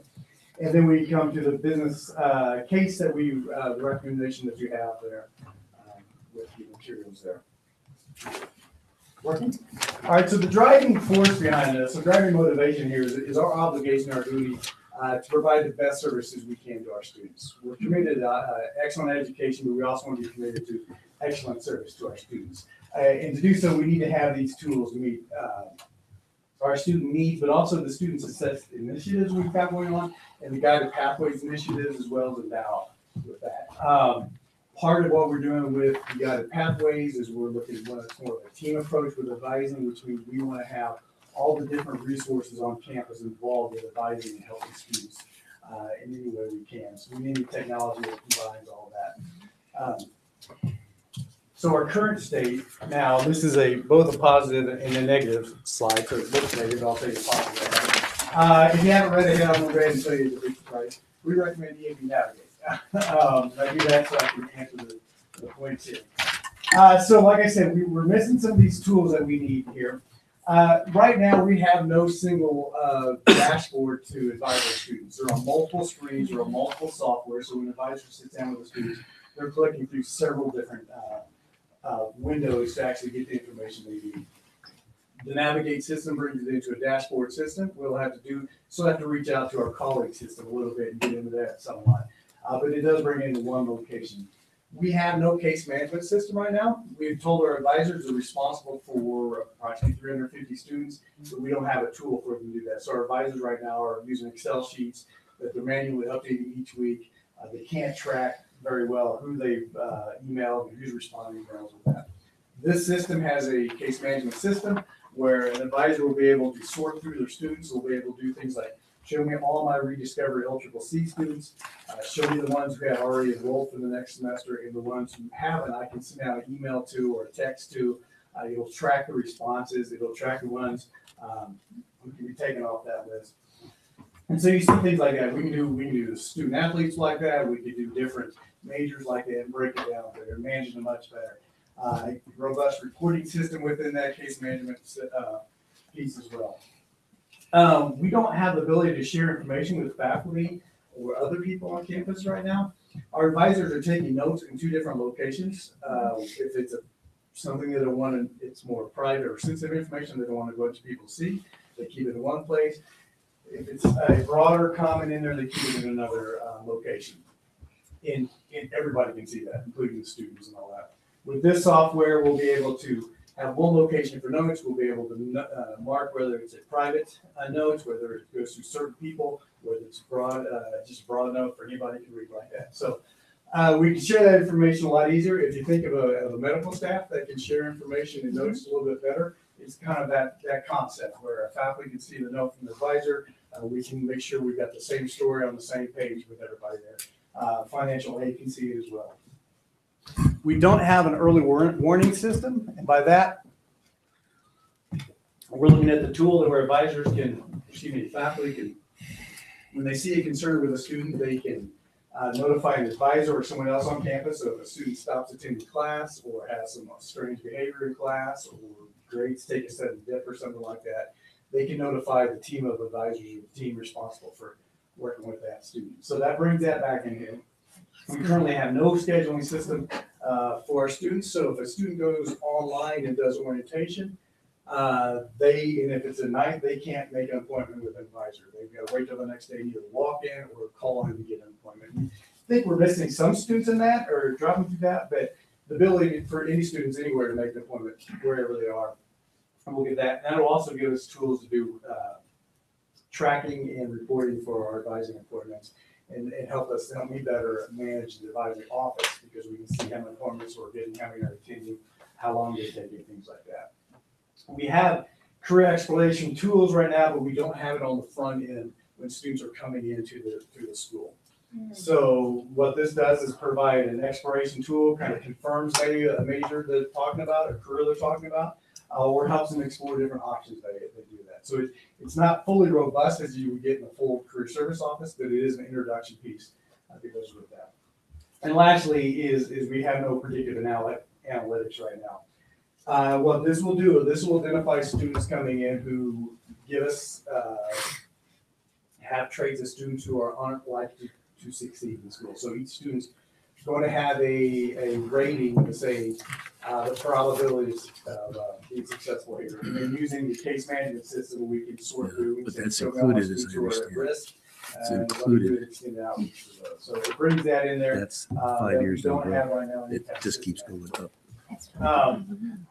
Yeah. So as I mentioned, this is part of the pathway. So in advising pathways committee, we do have the requirement of using the case management system, using the early warning system, also the career exploration, and the injury process team also has the career exploration piece that fits as well. So it works with pathways. Now this was our evaluation process. I believe it's in the very back of the recommendation of the school list. So what we did after we brought everybody, good question, the 2 teams on campus, we gave them the metrics I told you, and they go through and they were to mark which requirements they have, and then demonstrate it for us. So this was actually like 60 or 70 lines long. This is just the condensed version of it. So we got responses across campus. We invited everybody on campus to come and attend. We also invited other community colleges in the state. because the state commission has been in and out of this process as well. So we allowed other people to come in and watch the demonstrations, although the demonstrations were designed specifically for us. So we rated them on the responses by the people who attended that. And again, we also took into consideration the other schools who are using these products or in the process of implementing these products. We took in their opinions. We learned lessons we could from them. We looked at the cost and everything to come up with our recommendation. So here's the vendor comparison of the top two that we brought in. This is a 5-year plan. I'm going to let Chad add anything to this because he's worked more closely with them as far as the pricing of this. Now we have draft up here because until we actually make our final negotiations and contracts, we want the final number for sure with that. Chad, do you want to add anything? So from a historical standpoint, as Stephen mentioned, we've worked with the commission. They've been in and out of this process, and there was hope at one point that they would be able to provide some funding to assist the colleges around the state to acquire a system similar to what we're looking at. And over the last month or 6 weeks or so, Civitas has informed us and the commission that they cannot work with institutions that have less than 2,500 FTE.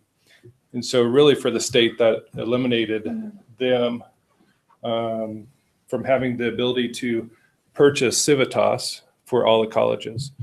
And so we don't know if there's going to be state funding to assist us with this, but we feel like it's important enough for us to continue on with our process and not continue to wait for the commission or the other colleges to move forward to help us attain the pathway goals by fall 2020.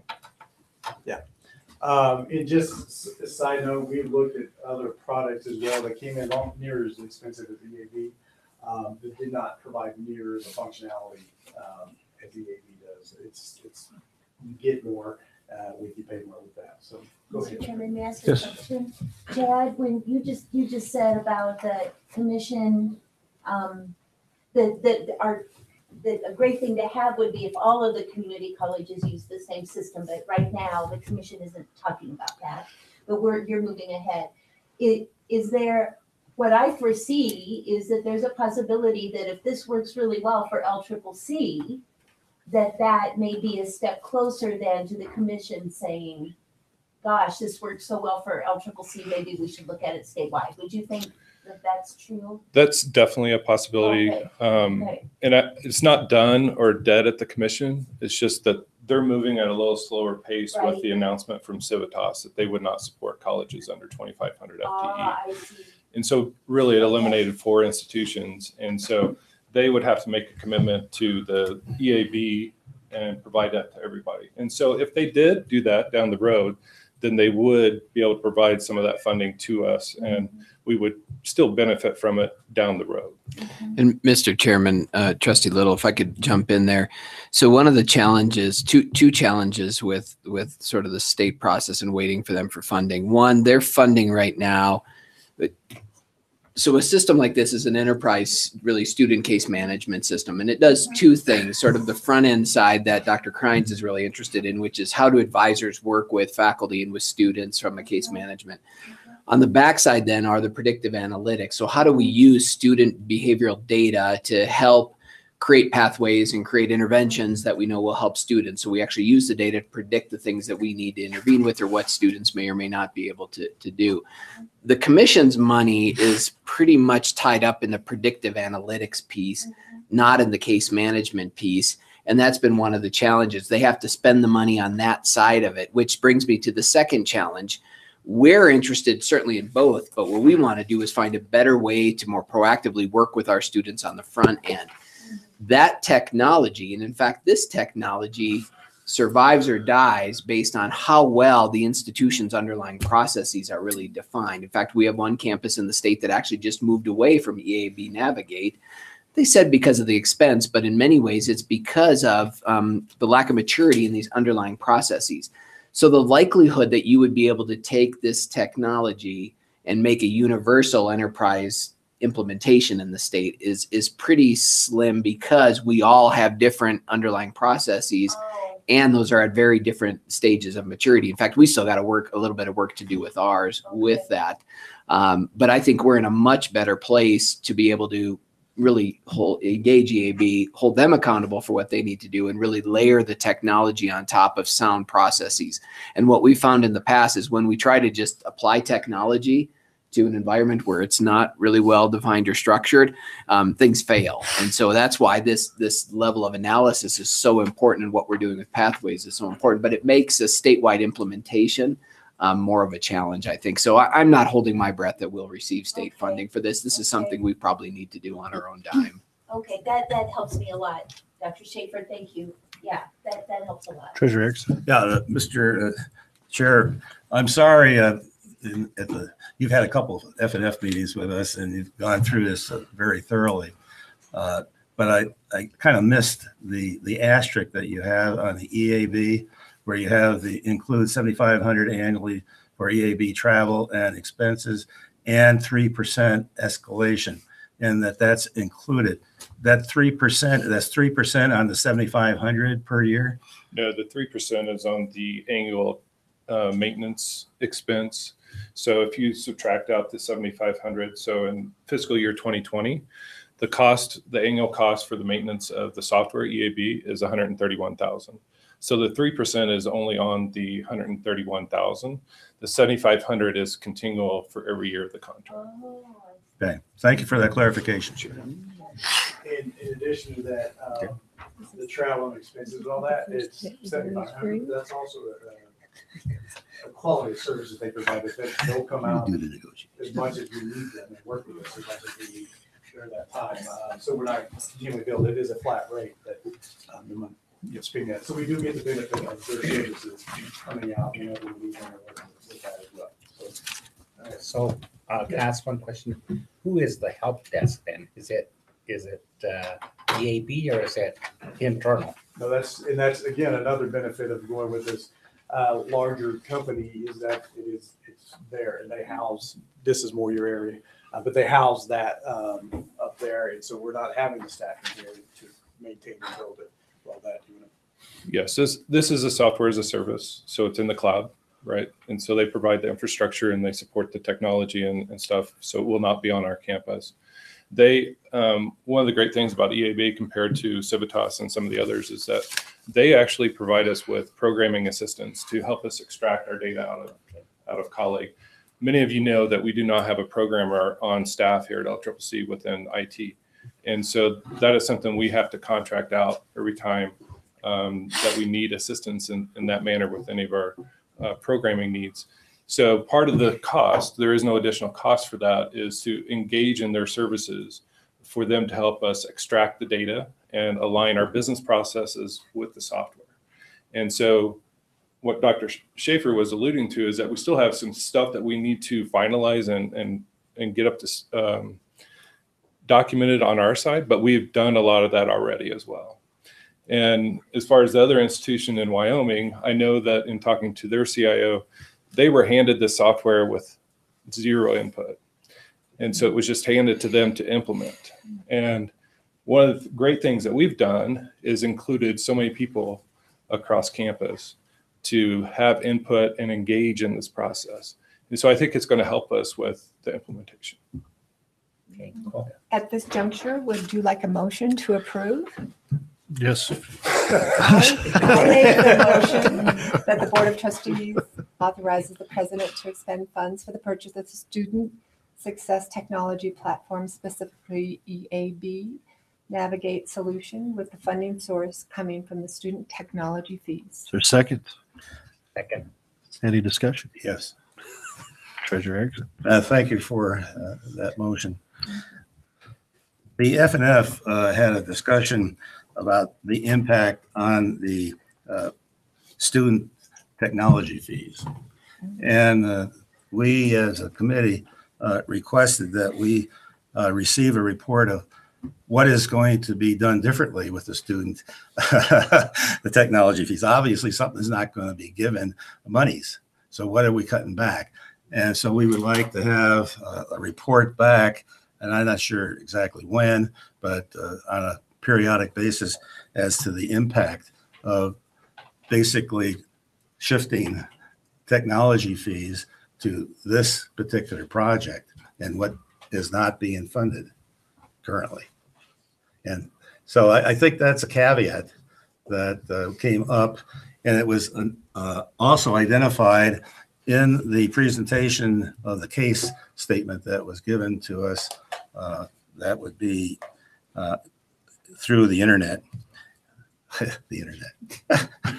through this machine, that machine right there. That magical machine. That magical machine, which is pointed out by the staff. And we at the FNF recognize that, and we're very concerned about that. So that's something that we, from the FNF, would like to make sure that we have a report. I would say whenever you think it's appropriate as to what we're not funding as a result of funding this. Mr. Chairman, Trustee Erickson, actually, I think that'll be fairly simple to provide because it will come out in the budgeting process as we go through the development of the FY20 budget. That really is one of the challenges that Chad will have to face. He's heard probably indirectly from me. I don't have interest in raising those fees to do it. There'll be some nominal increase, we think, because with the raising of the cap, the tuition cap, our fee cap will raise with that. So there's possibility that there'll be some nominal increase with that. It's not going to cover the full expense of that. So it will require Chad and his staff to perhaps delay or not do some expenditures to make this work. Or what it may require to do is take some of the things we maybe have covered under the fees, and Chad will have to make a case to have that included on his operating budget. But you will see that play out as we develop the budget. And by the time you approve the budget, we will have essentially how do we fit this in for FY20 and beyond, and what aren't we fitting in? And so I'd be happy to provide it as we go through that process. Thank you, Mr. Chair. It's the beyond as well, not just for the upcoming fiscal year. So we have to have an amendment to the motion? No, We're good? I'm not asking for an amendment. Duly noted, yeah. We'll keep you. Okay. I'll be a champion on that one. Is there any more discussion? All right. All those in favor, please say aye. Aye. All those opposed? Okay, passes. Good job, Mr. Chairman, if I may. Yeah, thank you for the presentation. What you see, especially with Julie, Chad, and Stephen, is a long, detailed process to do this. And they recognize that this expenditure is significant, the impact on our campus is significant. The process they use, I guarantee you, nobody in this state, nobody has gone through this level of analysis to choose a vendor and a solution and prepare an institution for it. So thank you all for the time that you've spent in doing that. Sounds like a great choice. Was it worth it? Was it worth it? Waiting. We'll see. Yeah. We don't know yet. I know. And Sure. it was successful use of it.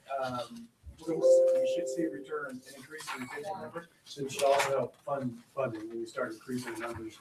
Students are staying. Well, thank you. Chairman, advising used to be a very serious issue for us as trustees and on this campus. So the fact that we're moving ahead with this great technology and advising is really Come a long ways. very promising. We've come a long ways. Yeah. Yeah. All right. Yeah. Well, we'll move on to the board reports. And what was standing? Yeah, Mr. Chairman, under your board reports, actually, that's just a standing item that we added to your agenda a while back so that it gave you as an opportunity as chairman and your fellow trustees if they had any specific reports they wanted to share. And I think Trustee Merrill actually has something.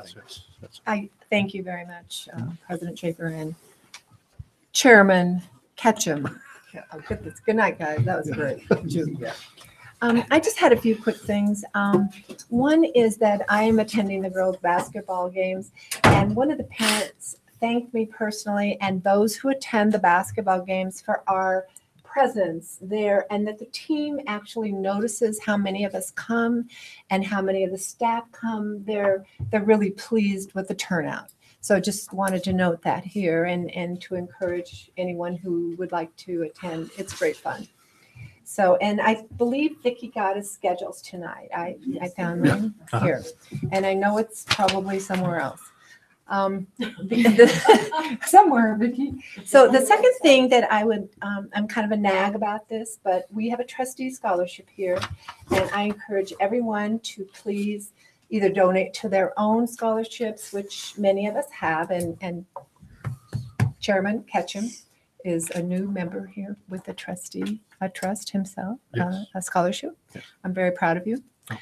But we do have this trustee scholarship that we need to fund so that we can continue to give one student a scholarship. And it's really fun to come to scholarship luncheons. And this year I got to sit with my scholarship winner, and it was great to have the gratitude there at the table. And I think Brenda was there too. I don't know if you got to sit with your student or not, but it's great. So anyway, Lisa would be happy to take money for the trustee scholarship. Thank you. Thank you. Thank you. Anything else from anybody? No? Okay.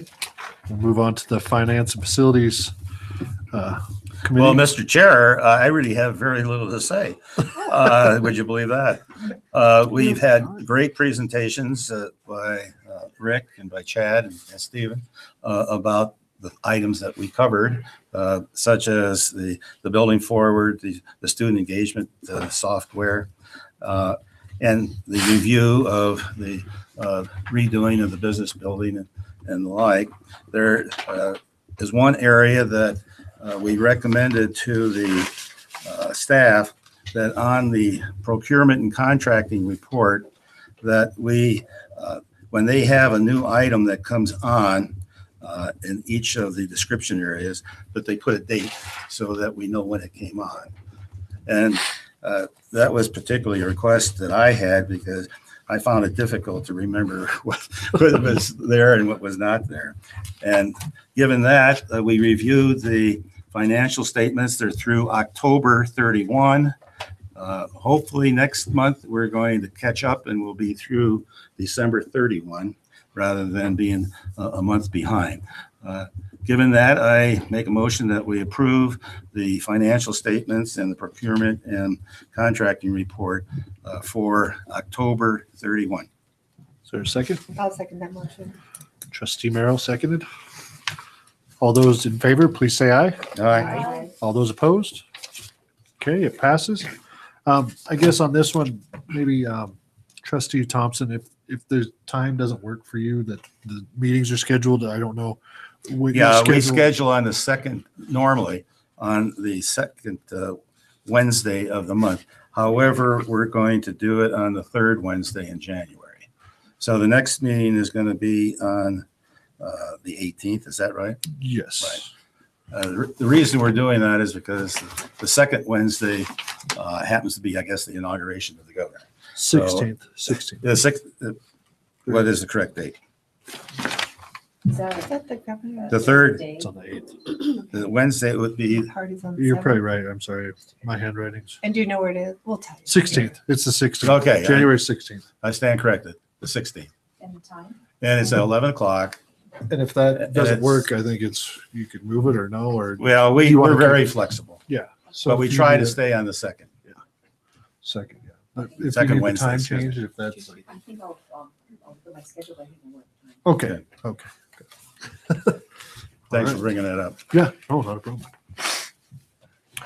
All right, now move on to the, let's see, I guess Butch isn't here, so the student ex officio trustee, Mr. Austin Babcock. Oh, there they are. Oh, I'm sorry, okay. They're zooming in. Can you see them? You're still awake? I did not know that. Okay, well. We do this more often. Yep. I don't have the screen quite right. I'm not. Where'd Chad go? Good evening. It's nice not having to be on I-8. And I'd like to congratulate Chairman Ketchum and look forward to 2019. Thank you. And a good year. And I understand that Brad has left the room. But I just wanted to say that I did really enjoy his service and working with Brad. He always extended such a great respect to me and professional courtesy with what we do in the Albany County campus. And so, Jess, I look forward to 2019. With regard to some activities in the Albany County campus, I know that Vice President Johnson just announced that we did close on the annexation, the expansion of the Albany County campus, and we did select a low bidder. And so that's good news. We're moving forward with those projects, probably springtime, somewhere in there. And that just want to let you know that Lisa Trimble and Scott Van Horn, I believe, and her department came over to visit with both Dr. Brady Hammond and myself a little bit on some of the financial opportunities in Albany County. So we're going to start that conversation and see what we can do in the financial area. Probably the one thing that we're going to start right away is looking at strategically a BOCES. And right after the first year, we've already got some conversation going with our local superintendent. And so that's going to be probably our number one goal is to begin to lobby and work on getting a BOCES established in Albany County. Dr. Hammond, is there anything that you want to add to some of the activities? I think those are the major points. Again, it's going to be, as we look at the expansion coming together, the tricky part is just going to be keeping it within the time to make sure our classes are running, because the whole point of it is to really expand the classroom space. So it needs to start after finals, and before the beginning of fall. So it's going to be an interesting summer. And I was speaking with Trustee Cadle as well about some of the scheduling opportunities we have this summer in terms of looking at different ways to deliver content to the community here. So we talked briefly about it in the committee the other day that Trustee Little chairs, and I can expand on it at length, but in the interest of time, I'm saying we're trying a lot of interesting things, and as they come together, we'd be happy to report on them at greater length. All right, thank you. Is there any questions?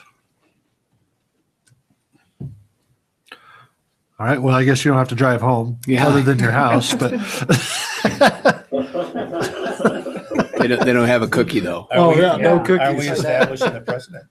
We might have to give them cookies though if they're going to do this. Mr. Chairman, actually, this technology is improving substantially from what we've done, and I think it does provide opportunities to keep Brady honestly over the hill, not so much time on the road. And I understand that Trustee Cadle may be on granddad duty tomorrow morning early, so this ensures that he's there in the morning for that important job. Our personal lives. I appreciate that. Thank you. All right. Good night. Thank you. What the Carol Burnett do? We will. All right. So, Trustee, Mr. Austin Babcock. Hello. Hello. So it's near the end of the year. I think people are clocking out a little bit, but there are a few things we're working on. I think the service committee is working on planning the blood drive for next year. Don't have a lot of details on it, but we're trying to get that planned now so we don't have to backtrack later. Visibility is working on introducing the members of the student government to the student body. We're going to be doing that through the little, it's not in Crossroads, it's like a window thing where we've got our student government section. And so we're going to have like bios of each member. And I'm trying to get in contact with Travis. He must be busy because he hasn't contacted me back, but I'm trying to get in contact with him about getting more involved with the residence halls, because I feel like they're like the prime target we should be looking for, because they're the most involved with things on campus. A lot of people who don't live on campus tend to go to classes and leave. Those are the people who are here. So they're the people that I want to be focusing on and planning events around and letting them know what we're here for and how they can help us or join us. So I'm hoping the beginning of next semester, we could do some sort of event where we speak and let them know how they can apply or what they can do. Because when I went to University of Wyoming, that's the only way I even knew about student government was they came to the dorms and talked to us. So I think that'd be a great way to do that. Good idea. Great idea. Other than that, there's not much going on right now. So I guess that's all I have to report. Okay. Is there any questions? No. The only question I have is, could you, and I think we asked for this earlier, if you could give us a schedule of your meetings so that we might attend as trustees. I Okay. think that was something we wanted to do, each of us or any of us. Yeah, so we do our meetings every Tuesday, 12:30 to 1:20. And I'd have to contact, I don't know if that would be our secretary or Zeke, who you'd want, or I'd want to talk to you about letting you know, because I don't know if we have a specific schedule for each meeting about what we're going to talk about. And so, yeah, if you're going to come, you definitely want to come on a Tuesday. Okay. And at the Crossroads, you have your SGA Yeah, office there? it's the conference room in the Crossroads. I'm not sure if you remember it is. It's the big room. On Okay. Thursday, we have individual committee meetings. I don't think it would be worth coming to those because we're Okay. kind of just spread out discussing things. But Tuesday meeting, if you ever want to just drop by, that's fine. If you want us to specifically let you know when we're going to be talking about more like pressing matters, I guess we can do that too. Who would be the best person to contact? Yeah. Zeke? Zeke. Yeah, and I think, Mr. Chairman, Trustee Merrill, I think I actually probably dropped the ball on that because I think we discussed it last Yeah. time of actually Yeah. getting a list of those things from Zeke, and so Sure. we'll follow up to do that because I know we wanted to get those dates out to you. Just I actually sent out an email in response to Trustee We're Merrill's terrible. request, and I can send that again. Okay. Okay, and after the first of the year, I think it would be a better time than now during your finals. And Yeah. Yeah, we were just trying to get an agenda so we could see if it pertained to any of the individual trustees, if it was something that I think was the main. Thanks, Vicki. I did ask for Zeke to be notified if you were going to attend, just because he wants to recognize you. Sure. Yeah. We actually also, I just remembered, we're working on trying to put together a scholarship, but after hearing everything we've talked about today, I'm wondering if maybe rather than setting up our own, it would be better to use the money or the funding we're trying to get to support something else, whether maybe another scholarship. Because there were so many individually scattered about, like, I don't know if we need to add another one or if we could just support an individual scholarship, or maybe if we could just give back to the community somehow or use that fund a different way. Because right now we have, I think it's like an endowment where once it reaches 5,000, it'll output like $240 a year. We wanted to use that to form a scholarship for students and then use the remainder of that money to give back into it so it'll slowly accumulate more interest. But it seems like those $200 we better put towards another already well-established scholarship or something. Vice President Trimble, can you combine, like, and it would be the trustee, the board of trustees, student trustee, Perfect. scholarship? Would that be something that might work? That's perfect. And then, That's great. Okay. Yeah, we're working on, we pretty much have the parameters. I've been trying to get the service committee to write up like a formal proposal, but I'll talk to them about that and maybe we can readjust some things because I think that would be a better idea. okay, Perfect. And that's all I have to report. okay. All right, new business. Mr. Chairman, I just had that, I sent an email out a few days ago about this, and just little thing I thought of. I was at the concert on Sunday. Oh, yes. And I was reading the back, or I was reading the concert program, and I know Brad had talked before about ways that we as trustees could be a little bit more visible, and so I just sent an email out with an idea that I had about having the Board of Trustees listed on the back of our programs.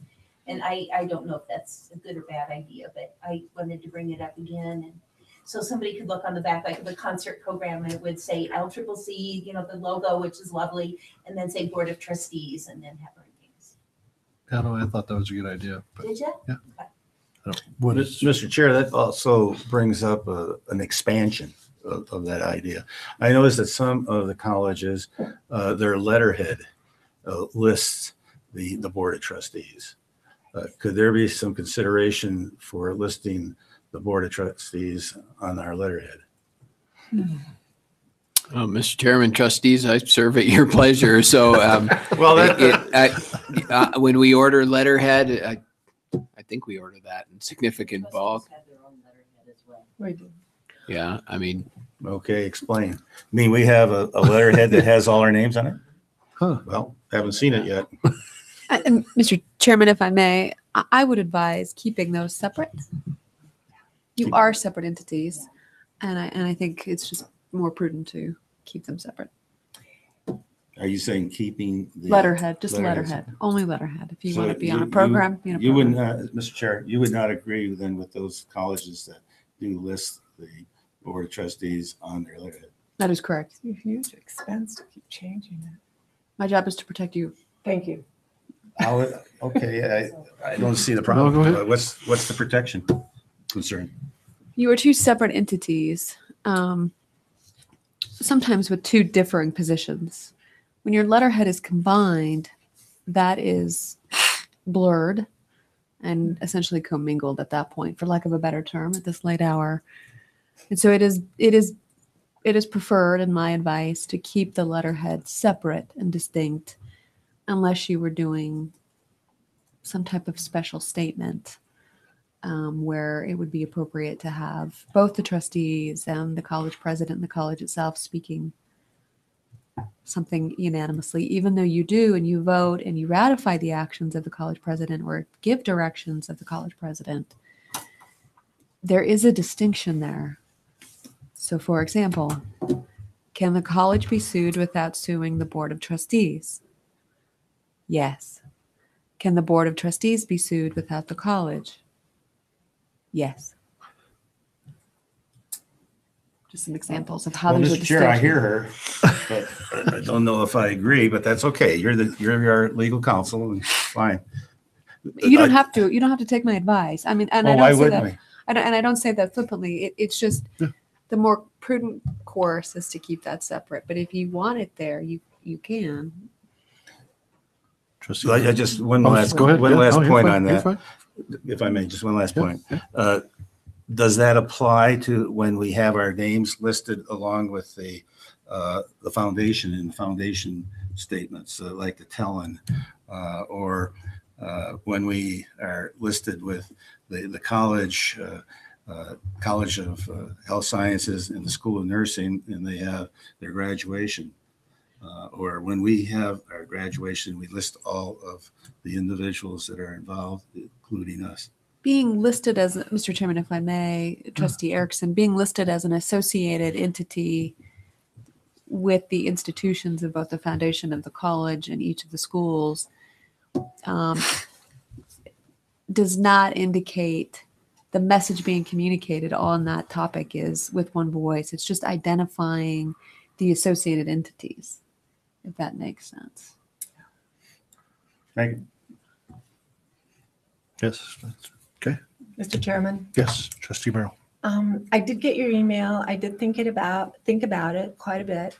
And I think what Brad meant by that, to me at least, the message I received is our presence is what is needed at all the events. You know, being present at as many events as we possibly can.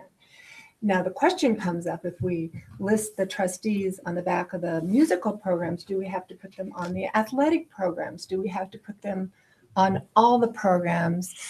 And so I would recommend that we not put our names there, but perhaps wear our badges if we want to be recognized. But the way, I don't wear my badge to go to musical events or to athletic events, but I do reach out to the public, and I might say, I am a trustee here and I'm very proud of being a trustee, and we're so glad that you came. And that's my individual way of doing it, because if my name's on the program, but they don't know who I am, when I go to these places, it won't make a bit of difference, I don't think, to me. So thank you. Okay. It's Yeah, no, an idea. I mean, yeah, I'm no, no. not married to it. It's an idea. Oh, I thought this was a good one, but any other? And I thought being on the letterhead was a good one.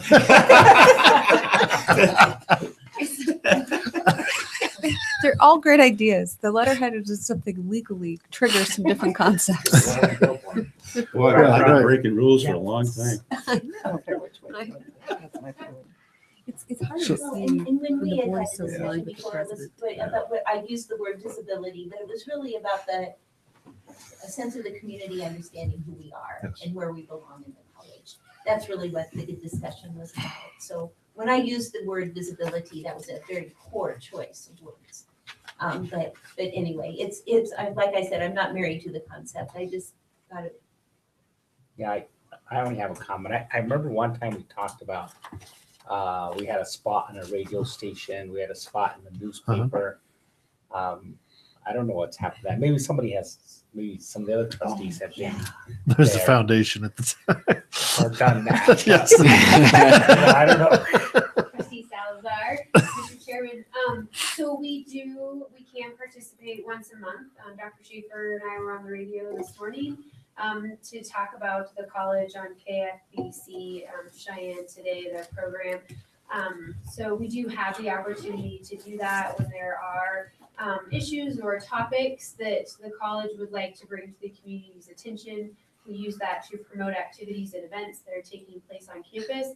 I don't know that it's necessarily a general forum kind of opportunity, but I think if there's something that the trustees were wanting to share with the community or, had knowledge that they wanted to share about a specific project that we think would be relevant to our community, then I definitely think those opportunities are there. Not sure what the engagement would be if it was like a call-in opportunity or something, or if you want to do that. So that is a choice. We don't have a regular piece in the paper. That would be something that we would be happy to work with the Wyoming Tribune Eagle on. If that's something that you would like, our PR team can help see if we can schedule some time if you wanted to do an op-ed piece or something along those lines. But we don't have scheduled newspaper. So Mr. Chairman, Trustee Salazar, that's how that look you just gave is how we ended up that conversation. Is you had very different perspectives on those options, and I so wasn't thinking of visibility for me in particular. I was thinking if there were some important things for the college that we as advocates, I don't know if that's the right word we can use, but if we were going to be an advocate for that, then yes, because then you'd be prompting us with the right key phrases and words to use in there, and we'd be lending our name to that.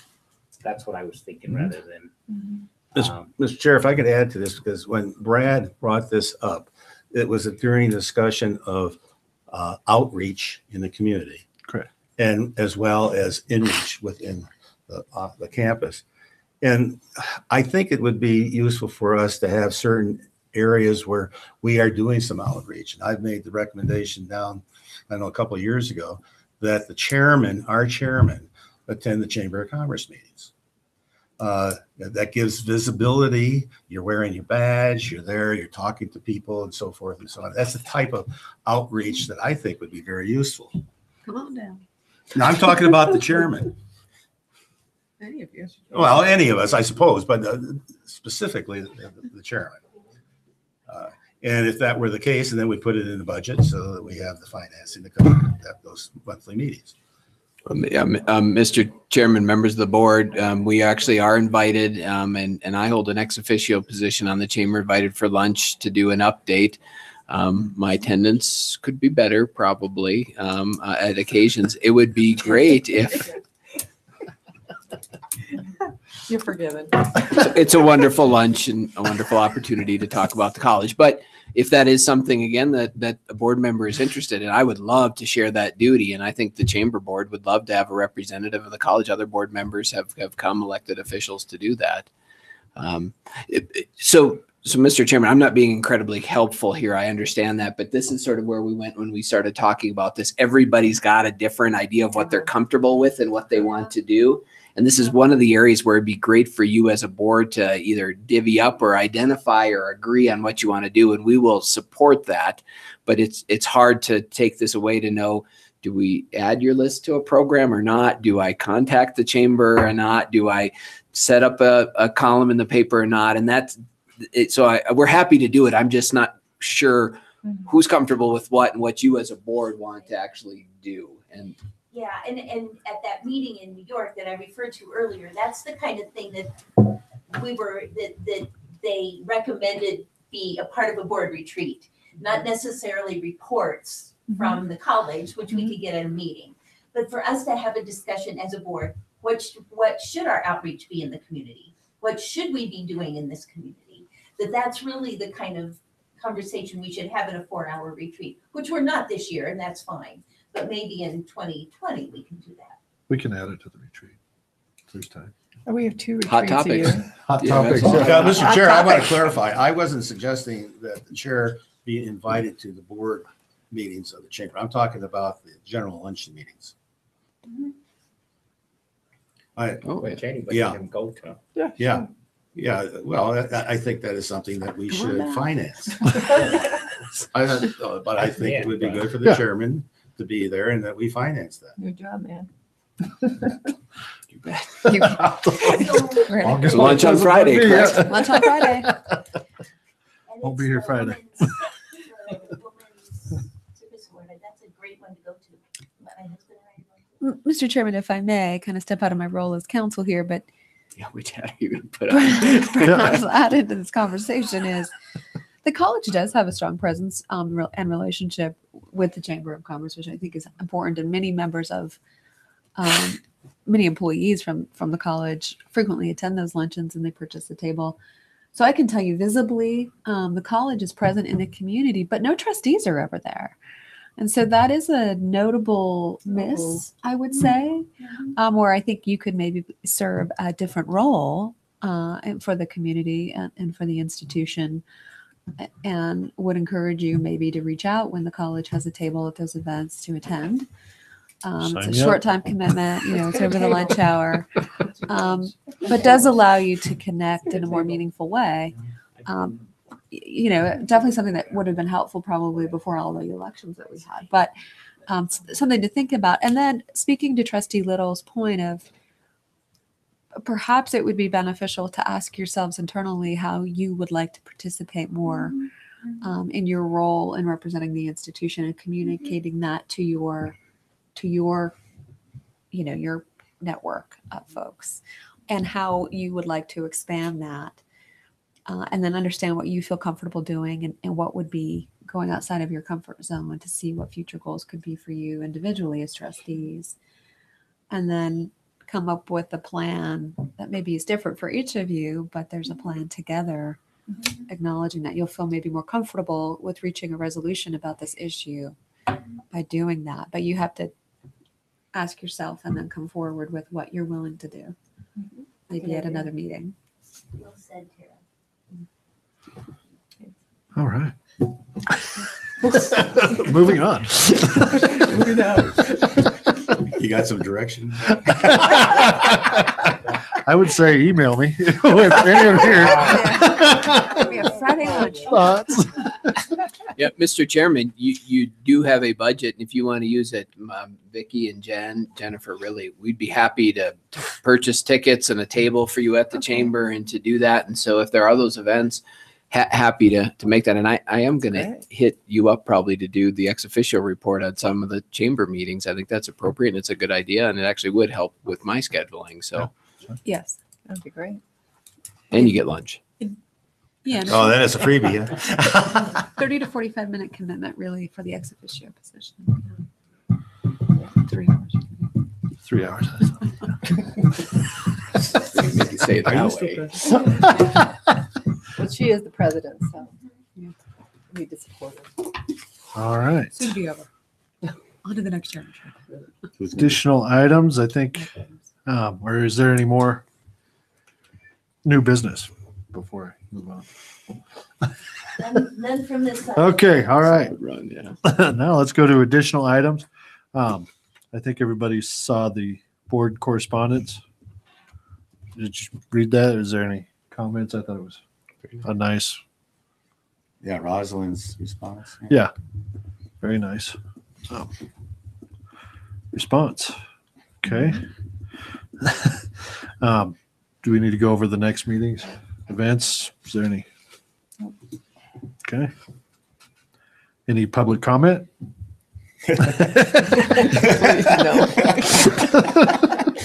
And Kim, you're still here. Kim's still here. Is there a motion to adjourn the meeting? I make a motion. Is there a I'll second? second that motion. All right. Great All those in favor, please say aye. Aye. All those opposed? Great meeting. So I've been having my sneaking on my shooter cell after phone tonight. My husband's been sneaking. There's been a shooting at